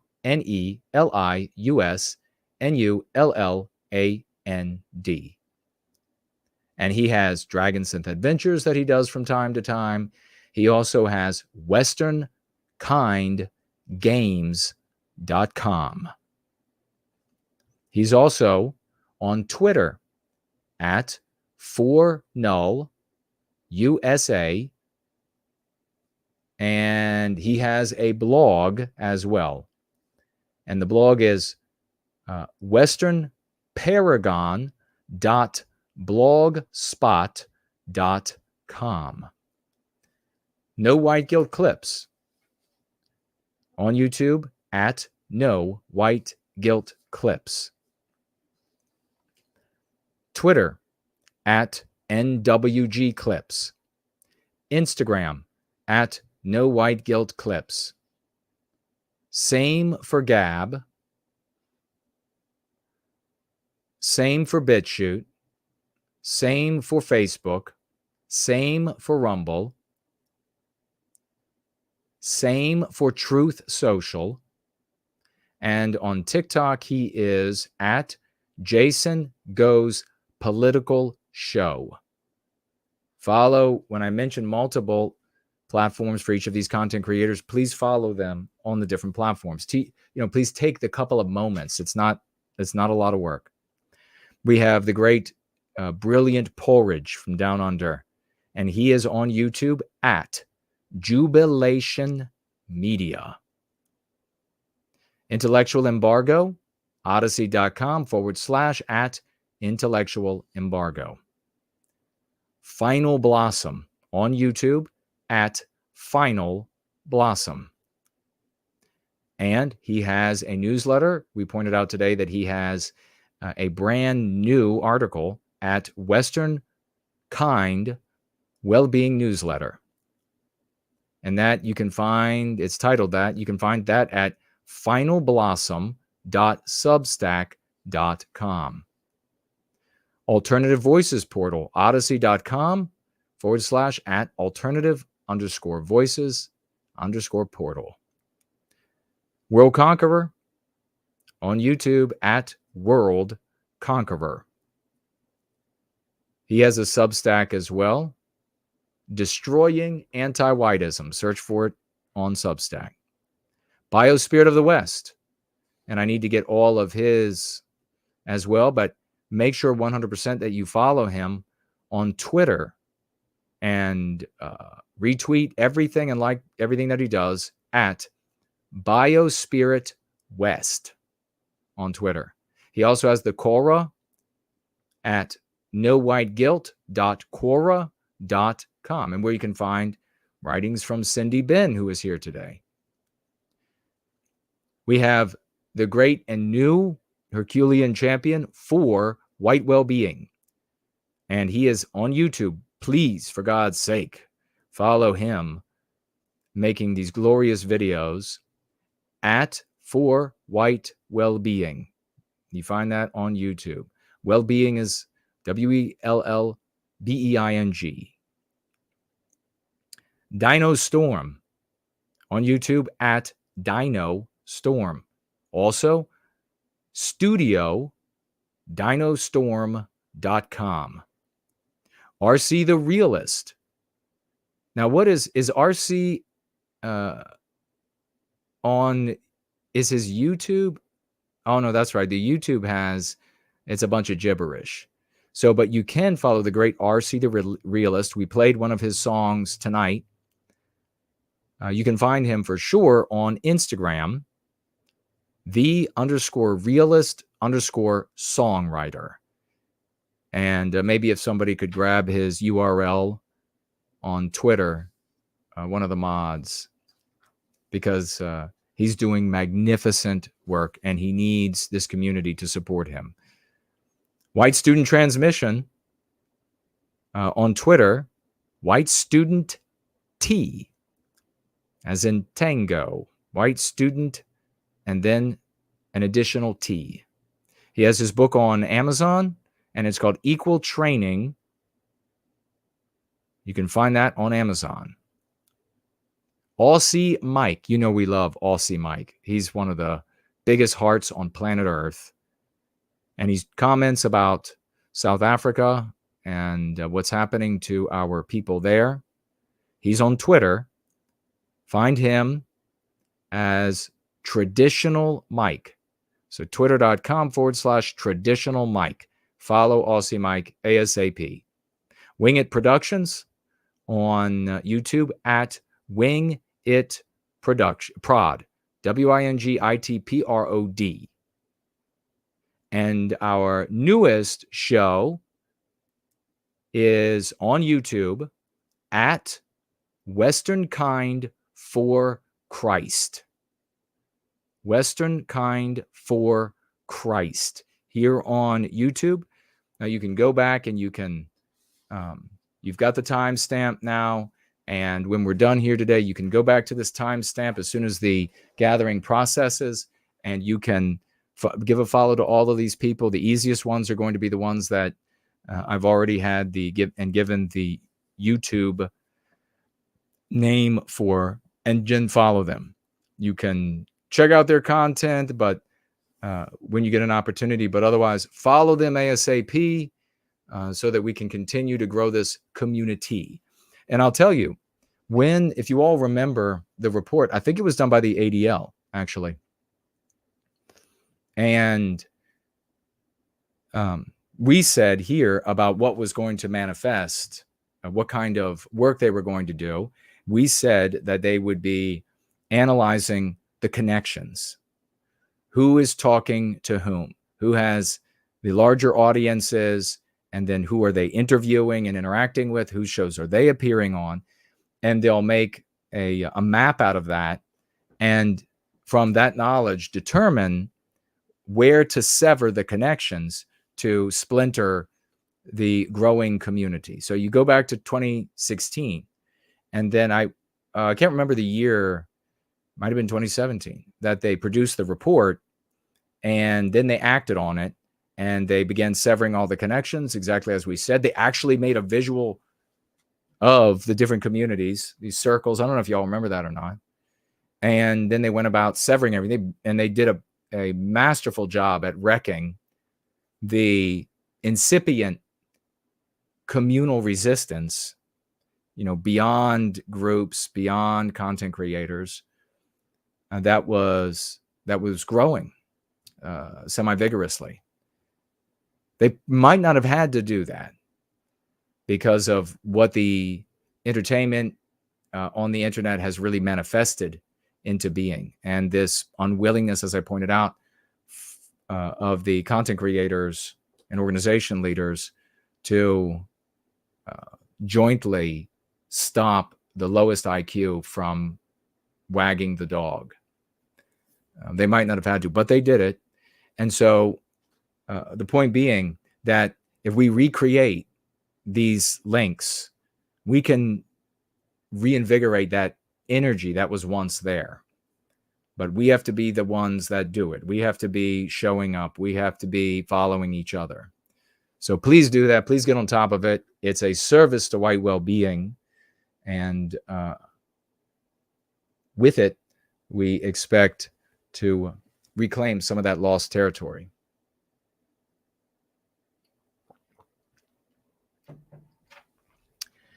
Cool Papa J Magic says, our guys who do the Western Kind for Christ show are really bright.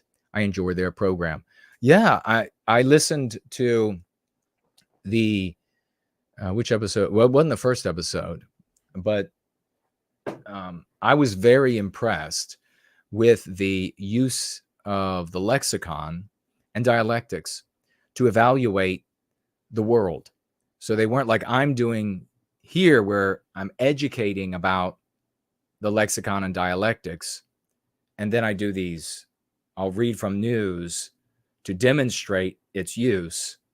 That's the only reason I go to the news. Otherwise, I hate the news. It's just nothing but failure. I do like seeing now our successes on a bigger and bigger scale, but when that shows up, especially in the regime's news, but otherwise, I hate the news. I think I've gone years with almost not looking at the news at all, because it's just, I know the anti-whiteism. I know how everything's going to be interpreted. I know the march of it. But having said that, they are a great example with that show, Western Kind for Christ. They're a great example of taking the lexicon, or the lexical, we could say, and dialectical power, this white magic, if you will, of the Go Free method, and then just using it to discuss the subjects that they address. That's how it should be. And you could only imagine how much more widespread that would be if we didn't have so much resistance from these absolute scum. And the worst of them are the J-Spurgs. The worst are the J-Spurgs, because they're a deranged lot.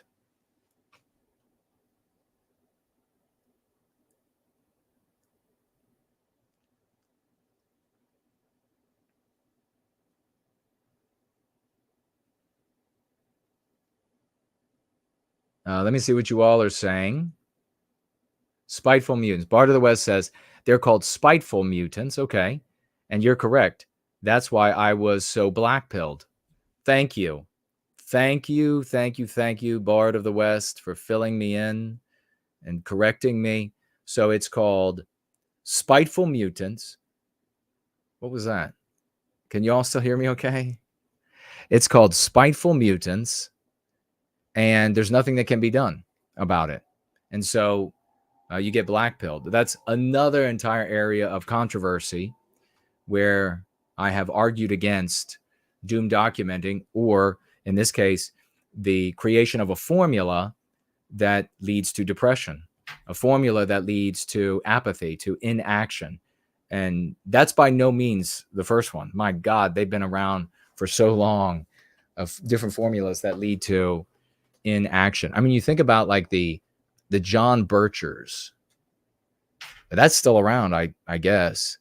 But back in the day, that was like the main, way back in the day, that was like the main thing. And it was the pinnacle of doom documenting and doom dissecting. It just hoovered up white people. And got at a time when the country went from 90% plus white to 85 to 80 to 75 to 70 to 65 and plummeting. And they've kept all these white people in the John Birch Society occupied with doom documenting, doom dissecting formulas that engender apathy and surrender and retreat and cowardice. And I can articulate all of these things. I can point out exactly how it happens. So you've got to stay away from that sort of stuff. You absolutely have to stay away from it. And I guess that's, his bit then, if you will, is that his creation, the spiteful mutants? If that is, then I don't know. I mean, I can respectfully disagree. I've done it for decades about whether or not these masses are spiteful mutants in this case, and there's nothing that can be done about them, or whether or not there are things that can be done. And in fact, we're doing them. I can professionally and respectfully disagree. That can happen between mature people. But if the Jacebergs are going to show up and come after him for contact with me, then I doubt he would be that brave. Promethean Promulgation says, I believe that there might be some inclination for people with that pathology to follow Dutton for his counterintuitive takes so they can say everything else is wrong. Yeah. Yeah, unfortunately, and that doesn't get us anywhere, does it? I mean, just nowhere in a hurry. Well, to harm, isn't it? It gets us to harm in a pretty big hurry. Don't do anything. They're just crazy. They're mutated. And so they are waging this war on everybody who is not as mutated. So that's essentially like saying we're in a zombie apocalypse. And it's a great excuse to be a coward, because it takes courage to stand up at the family get-together, or to stand up against your wife or against your husband, against your children learning anti-whiteism. It takes great courage to do that at your workplace, at your, these different environments, and to say, this is anti-white, is despicable, I'm not going to stand for it. That takes courage. And if you are given an excuse that, well, they're just mutants, they could never understand, then you've got a great excuse to be a coward. And I don't give people an excuse to be a coward.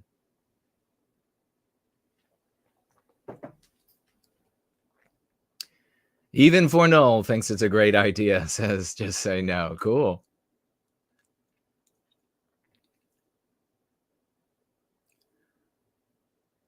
Al Heindel says, do you have a listing on your website for focused following appeals suggestions? I don't yet. I don't think I do have suggestions for folks to follow, but that's not a bad idea. Part of the problem, I mean, I wouldn't be able to do that with everybody that I could recommend, because the reality that I've learned over the years in the white sympathetic sphere is that, well, you could start with the position that the person is initially genuine in their sentiment, and they are with you, they are going to stand by you, and then 6 months later, a year later, year and a half later, something changes in their lives. They suddenly have like a period where they cycle out of what you're doing, and they decide they're going to do they're just mad about society, and they decide they're going to do something that is like a child throwing a tantrum. So they're going to say something positive about Mussolini in a video. And then what ends up happening is a very easy misrepresentation of yours truly and the work we're doing here by saying Jason endorses this guy who endorses Mussolini or praises Mussolini. Now, we do not, you have to be subtle of mind here, we do not allow the anti-whites to divide and conquer us by way of guilt by association. We do not allow that to happen. However, and this is why the most intelligent need to be in charge, and these dumb fucks need to shut their mouths, because they better not shut their mouths because they breathe through them. So maybe that would be, or maybe they should shut their mouths then.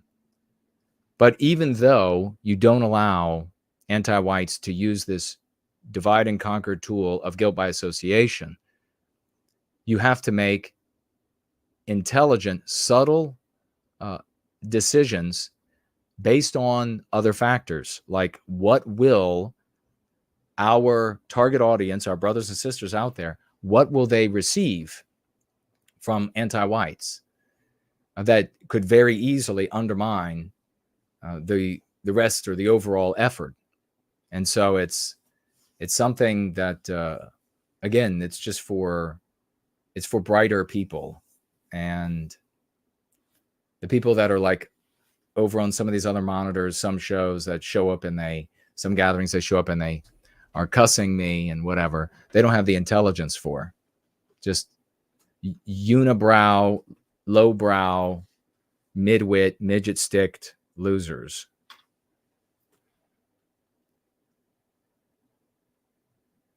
One Shot is with us. Hello to you. Just saying, I was saying, don't forget the Glorious Lion. Now, we've had Marcus on with me and Jared George, and he's been on several times when I was on PWR as a co-host. So I like Marcus, and I don't know, you might have another situation there, because Marcus, he makes his living, as I understand it, from his sales, books, t-shirts, etc. And so if that's where he's making his money, then association with me and thereby antagonizing potential J Spurg audience or customer members might be off the table. But I can reach out and we can see what can happen. Does he have guests on his show?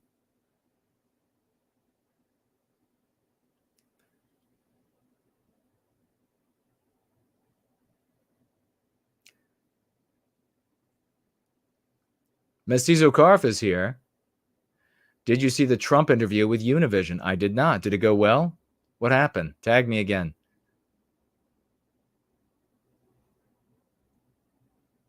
What happened for Would You Kind of Saxony? Did I miss it? Did I miss a tag somewhere? I do want to read this as we are hanging out here at the... So here we had one of these ignorant J Spurgs that wrote under one of my videos this past week. And he says, and just try to really feel how challenging it is for me to have a conversation with a cockroach, with an individual whose IQ is not higher than that of a cockroach.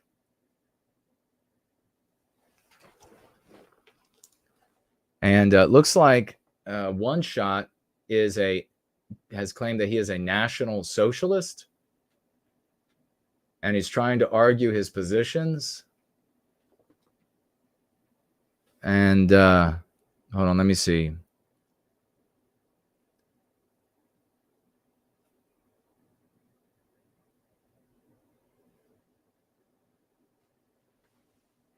So he's trying to get people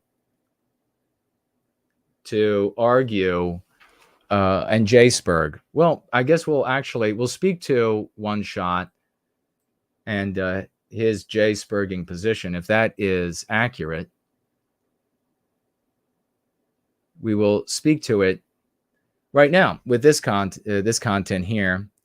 This guy says, let's say, for instance, one group of people created your white guilt for you in the first place.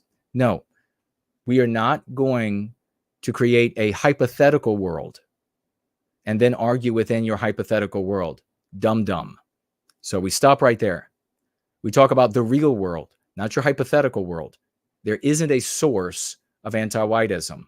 That is a low IQ, an extremely low IQ take on the world. But we'll continue here. And let's say, don't you just love how low IQ people, I mean, I guess people at any IQ could do it, but I mean, especially the low IQ, they're like, let me create a world in which I'm right. Now come with me. No, dumb. No.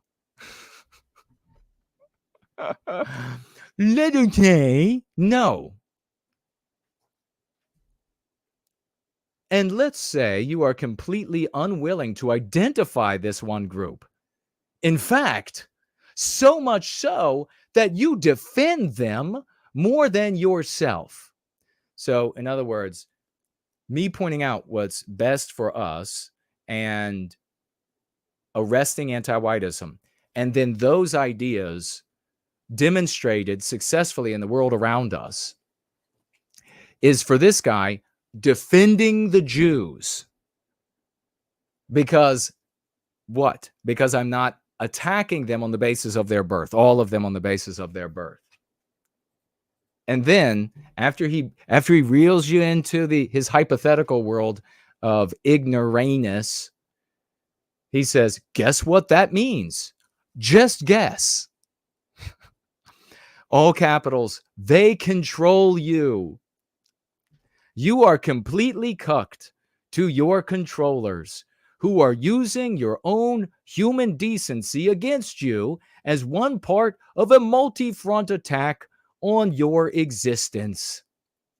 Well, I'm not afraid to call out the source of your white guilt. And then all caps, the Jew. But I guess you will continue to live this perpetual low-level, uneducated, unaware existence and let your masters off the hook.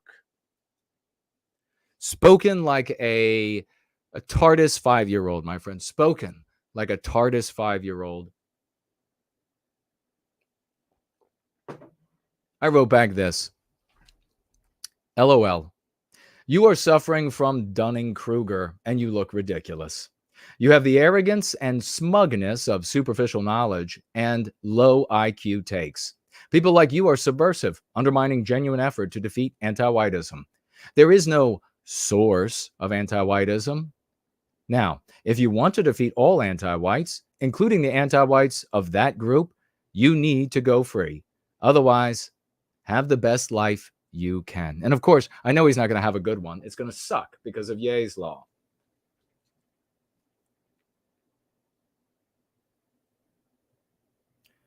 Okay, so apparently One Shot identifies as a Nazi because he says he's allowed to defend Nazis. Since you put us, so the us is the giveaway in the title. So let's see really quickly, or not so quickly. Would you kind of Saxony says, all good, brother. Been setting up Twitter and Telegram. Awesome, man. Fantastic. We had some fun with the Me Not. Okay, cool, man. Was it Me Not hashtag, using it on Me Nots? Now let's see about this. Bar to the West says, it's annoying dealing with NatSoc types. I tried explaining that his methods didn't work, but I accidentally sounded like I was agreeing. I can't deal with them anymore, says Bar to the West.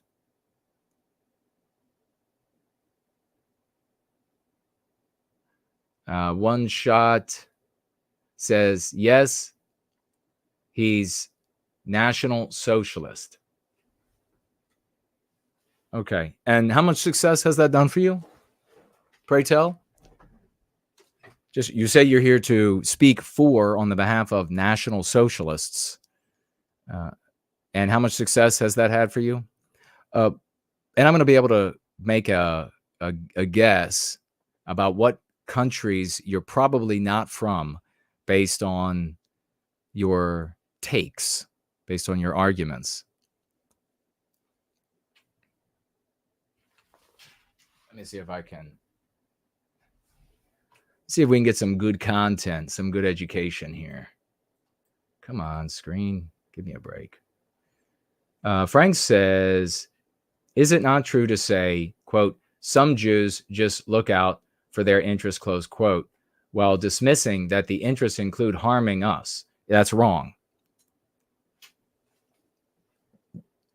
Some of the Jewish community do a wonderful thing, and that is the totality of the Jewish community. They do a wonderful thing, and that is that they achieve individual well-being by way of their group's well-being. The fact that any of those acts in the service of that method that exists, whether we as white people exist or not, so they're independent things. The fact that any of those things end up in anti-white outcomes are our fault because we are allowing them to take place. We are permitting, and by various means, permitting anti-whiteism to exist. And if anti-whiteism is permitted by us to exist, if we allow the tools of anti-whiteism to work on us, then any group, it seems to be except for the white race, who has a percentage of their population that serves individual well-being by way of group well-being, will make use of those tools to achieve that end. You notice how anti-whiteism isn't a phenomenon in India, right? You notice that you can go to you could go to an all non-white province in China, and you'll be hard-pressed to find anti-whiteism. That's because there aren't white people to allow it to happen. If we were there, and the self-interested percentage of the Chinese who were achieving individual well-being by way of group well-being realized, came into contact with, or developed of their own, because anti-whiteism is a phenomenon, doesn't have a source, then they would use it against us. So the people wielding the tools that we allow them to wield is not their fault. It's our fault. It's something wrong with us. And so this hyperfixation on Jewish people misdirects and has caused Ye's law to how many lives of people, has run off millions of good, high quality white people, bright, talented, connected, wealthy white people, from fighting against anti-whiteism, because they're not going to be a party to victimizing people based on their birth.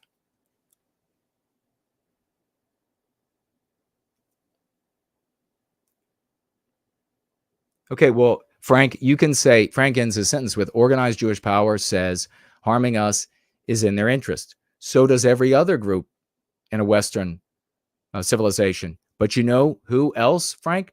Not just every other group of non-whites or individual non-whites or percentages of an overall community of non-white people, but first and foremost, Frank, white people. White individuals say, and organized white people say, maybe they're organized in an economic strata or by a group or fraternity that they were a member of at university. Organized white people, organized white power says harming white people is in their interest. So what do you do now, Frank? What do all the J. Spurgs and all the haters of non-white people do now? Are you going to go into the fanciful and say, well, that doesn't happen, or it won't exist if there aren't Jewish people in the country? Oh, really? How many times were Jewish people allowed back into our countries? So organized white power and individual powerful white people see that harming white people is in their interest, and they do it. So what now? So you have this hyper focus on just Jewish people, and you don't realize that you're suffering from a phenomenon. You're just looking at one group of people who at times are, and right now, when they are fighting to silence Arabic people and fighting to, in France, I understand that they've even passed some sort of law that says that they will throw non-Arabic people out of the country if they are anti-Semitic. That's not anti-white, is it? I mean, would you argue that getting rid of a surplus population of non-white people who are changing France, that would be anti-white? No. So Jewish people, a percentage of them are pursuing, not all of them, a percentage of them pursue their individual well-being by their group's well-being, which is a glorious thing to do. If we allow anti-whiteism in our countries, sometimes the outcomes of that pursuit will be anti-white. Not all the time, because you can see here with getting rid of militant, maybe hyper-religious or whatever it is, Arabic people or Pakistani people who are in France in surplus, they're having them deported.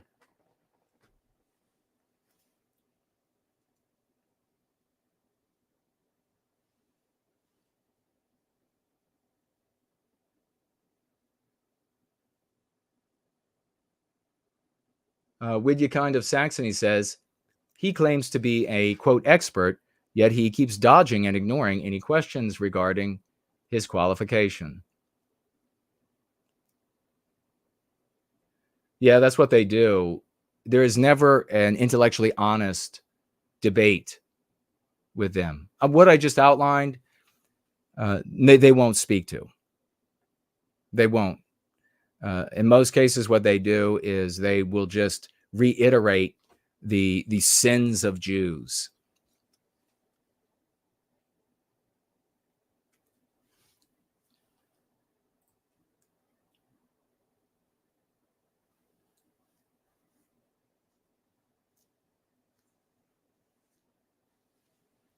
Frank says he respectfully disagrees, so maybe he's not one of those types.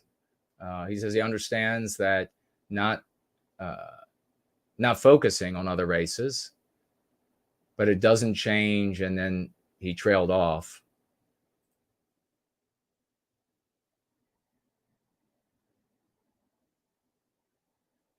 This one shot says that you can judge groups on their collective characteristics. Okay, if that's your position, then, and that's what you're going to argue, to do what? It's not going to reclaim our destiny. It's not going to stop anti-whiteism. But the same holds true for you then. Unless you want to be a hypocrite and say, no, not for the white race. So the same thing holds true for you. The white race, and what does everybody believe? Your opinion doesn't matter. What are the masses, the tens of millions of white people, our brothers and sisters out there? What do they believe about what the white race is collectively responsible for? You're going to re-educate them, though, right? So then the collective characteristic of the white race is that they genocide other peoples and steal their land. That's really where you're going to put your money. Of course, you're not going to put your money because you know it loses. That's why you all are still losing. That's why generation after generation, how much losing do you have to lose before you're like, this doesn't work? And I know that there isn't a number, there isn't an amount, because you have committed to something that probably has already harmed you, and you feel like you have to stick with it to justify that decision. But it's never going to go, it's just going to keep losing. You can't go to white people and tell them that non-white peoples on the basis of their birth are bad or evil or what have you, and have our brothers and sisters heed that. It's perfect nonsense. It's not true, and it's immoral. So apparently One Shot was not tagging me because he's a coward.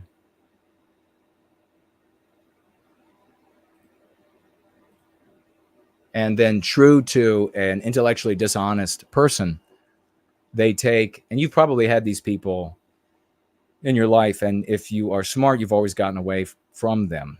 They take something that you have said and intentionally misrepresent it. And that's true for what One Shot is trying to do here, and intentionally playing dumb, intentionally ignoring. And so that's what you call intellectually dishonest. And you can't have a conversation with somebody like that. You can't come to any sort of understanding. Let me go back and take a look at a few.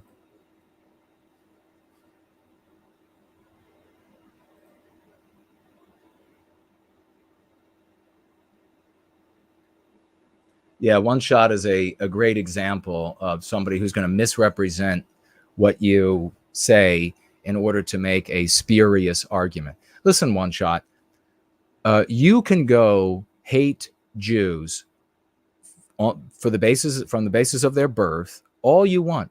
There are many different channels out there that will talk endlessly about Jews, that will complain endlessly, pathetically. And let me tell you how pathetic you look when you're just incessantly complaining and bitching. And those kind of people are real bitches, endlessly complaining about Jews. There are tons of them out there, tons of them. And you don't accomplish anything. You don't move the dial. You haven't. I mean, think about, with all of those people J-spurging, Kanye West, even Henry Ford for a time, all these people J-spurging, nothing. Come on. How TARDIS can you be?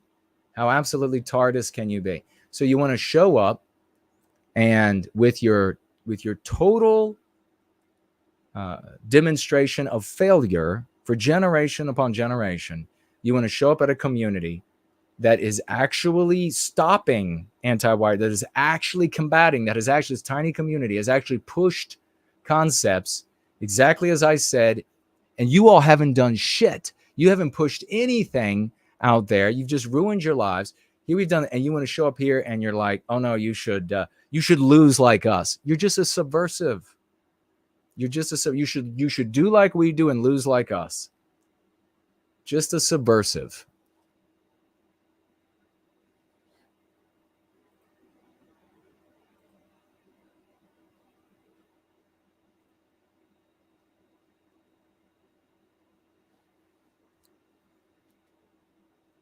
Let's see if we got any more from One Shot.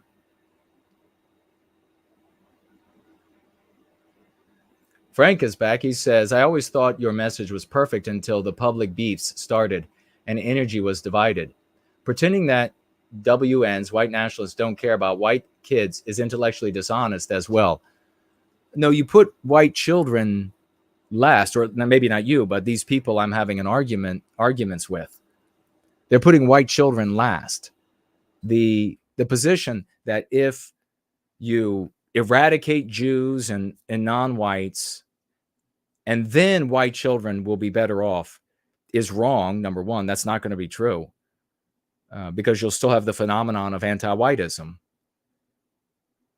as robust as ever. The MPs names will change a little bit, but you'll still have that phenomenon. But the first problem is that the first thought is to harm non-white groups. That's a selfish position. So that's, you admit, and maybe not you personally, but those people did admit that their position, their view on the world is a selfish one. That's not a view. That's not a broad position. That's not a view for white children and white children to come. That's a selfish one. Jews, they say, for themselves, are in their way. They've made their individual life harder, and so we've got to get rid of them. And by the way, if we do that, then things will be better for white people. The first thought has to be for the group's victimization, and that's where that's where the focus has to stay. So we were influencing a lot of people, and if you were present when the divorce happened, then you saw how it happened. And that was Jay Spergs came in there and they demanded that I condemn all Jews on the basis of their birth. And I said, I would not do that. I will only condemn anti-whites irrespective of race. And they said, well, then absolutely not acceptable. And so here we are.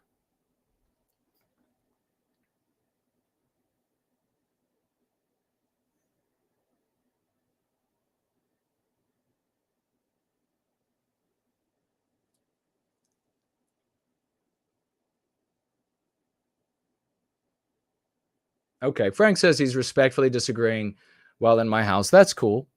Yeah, that's fine.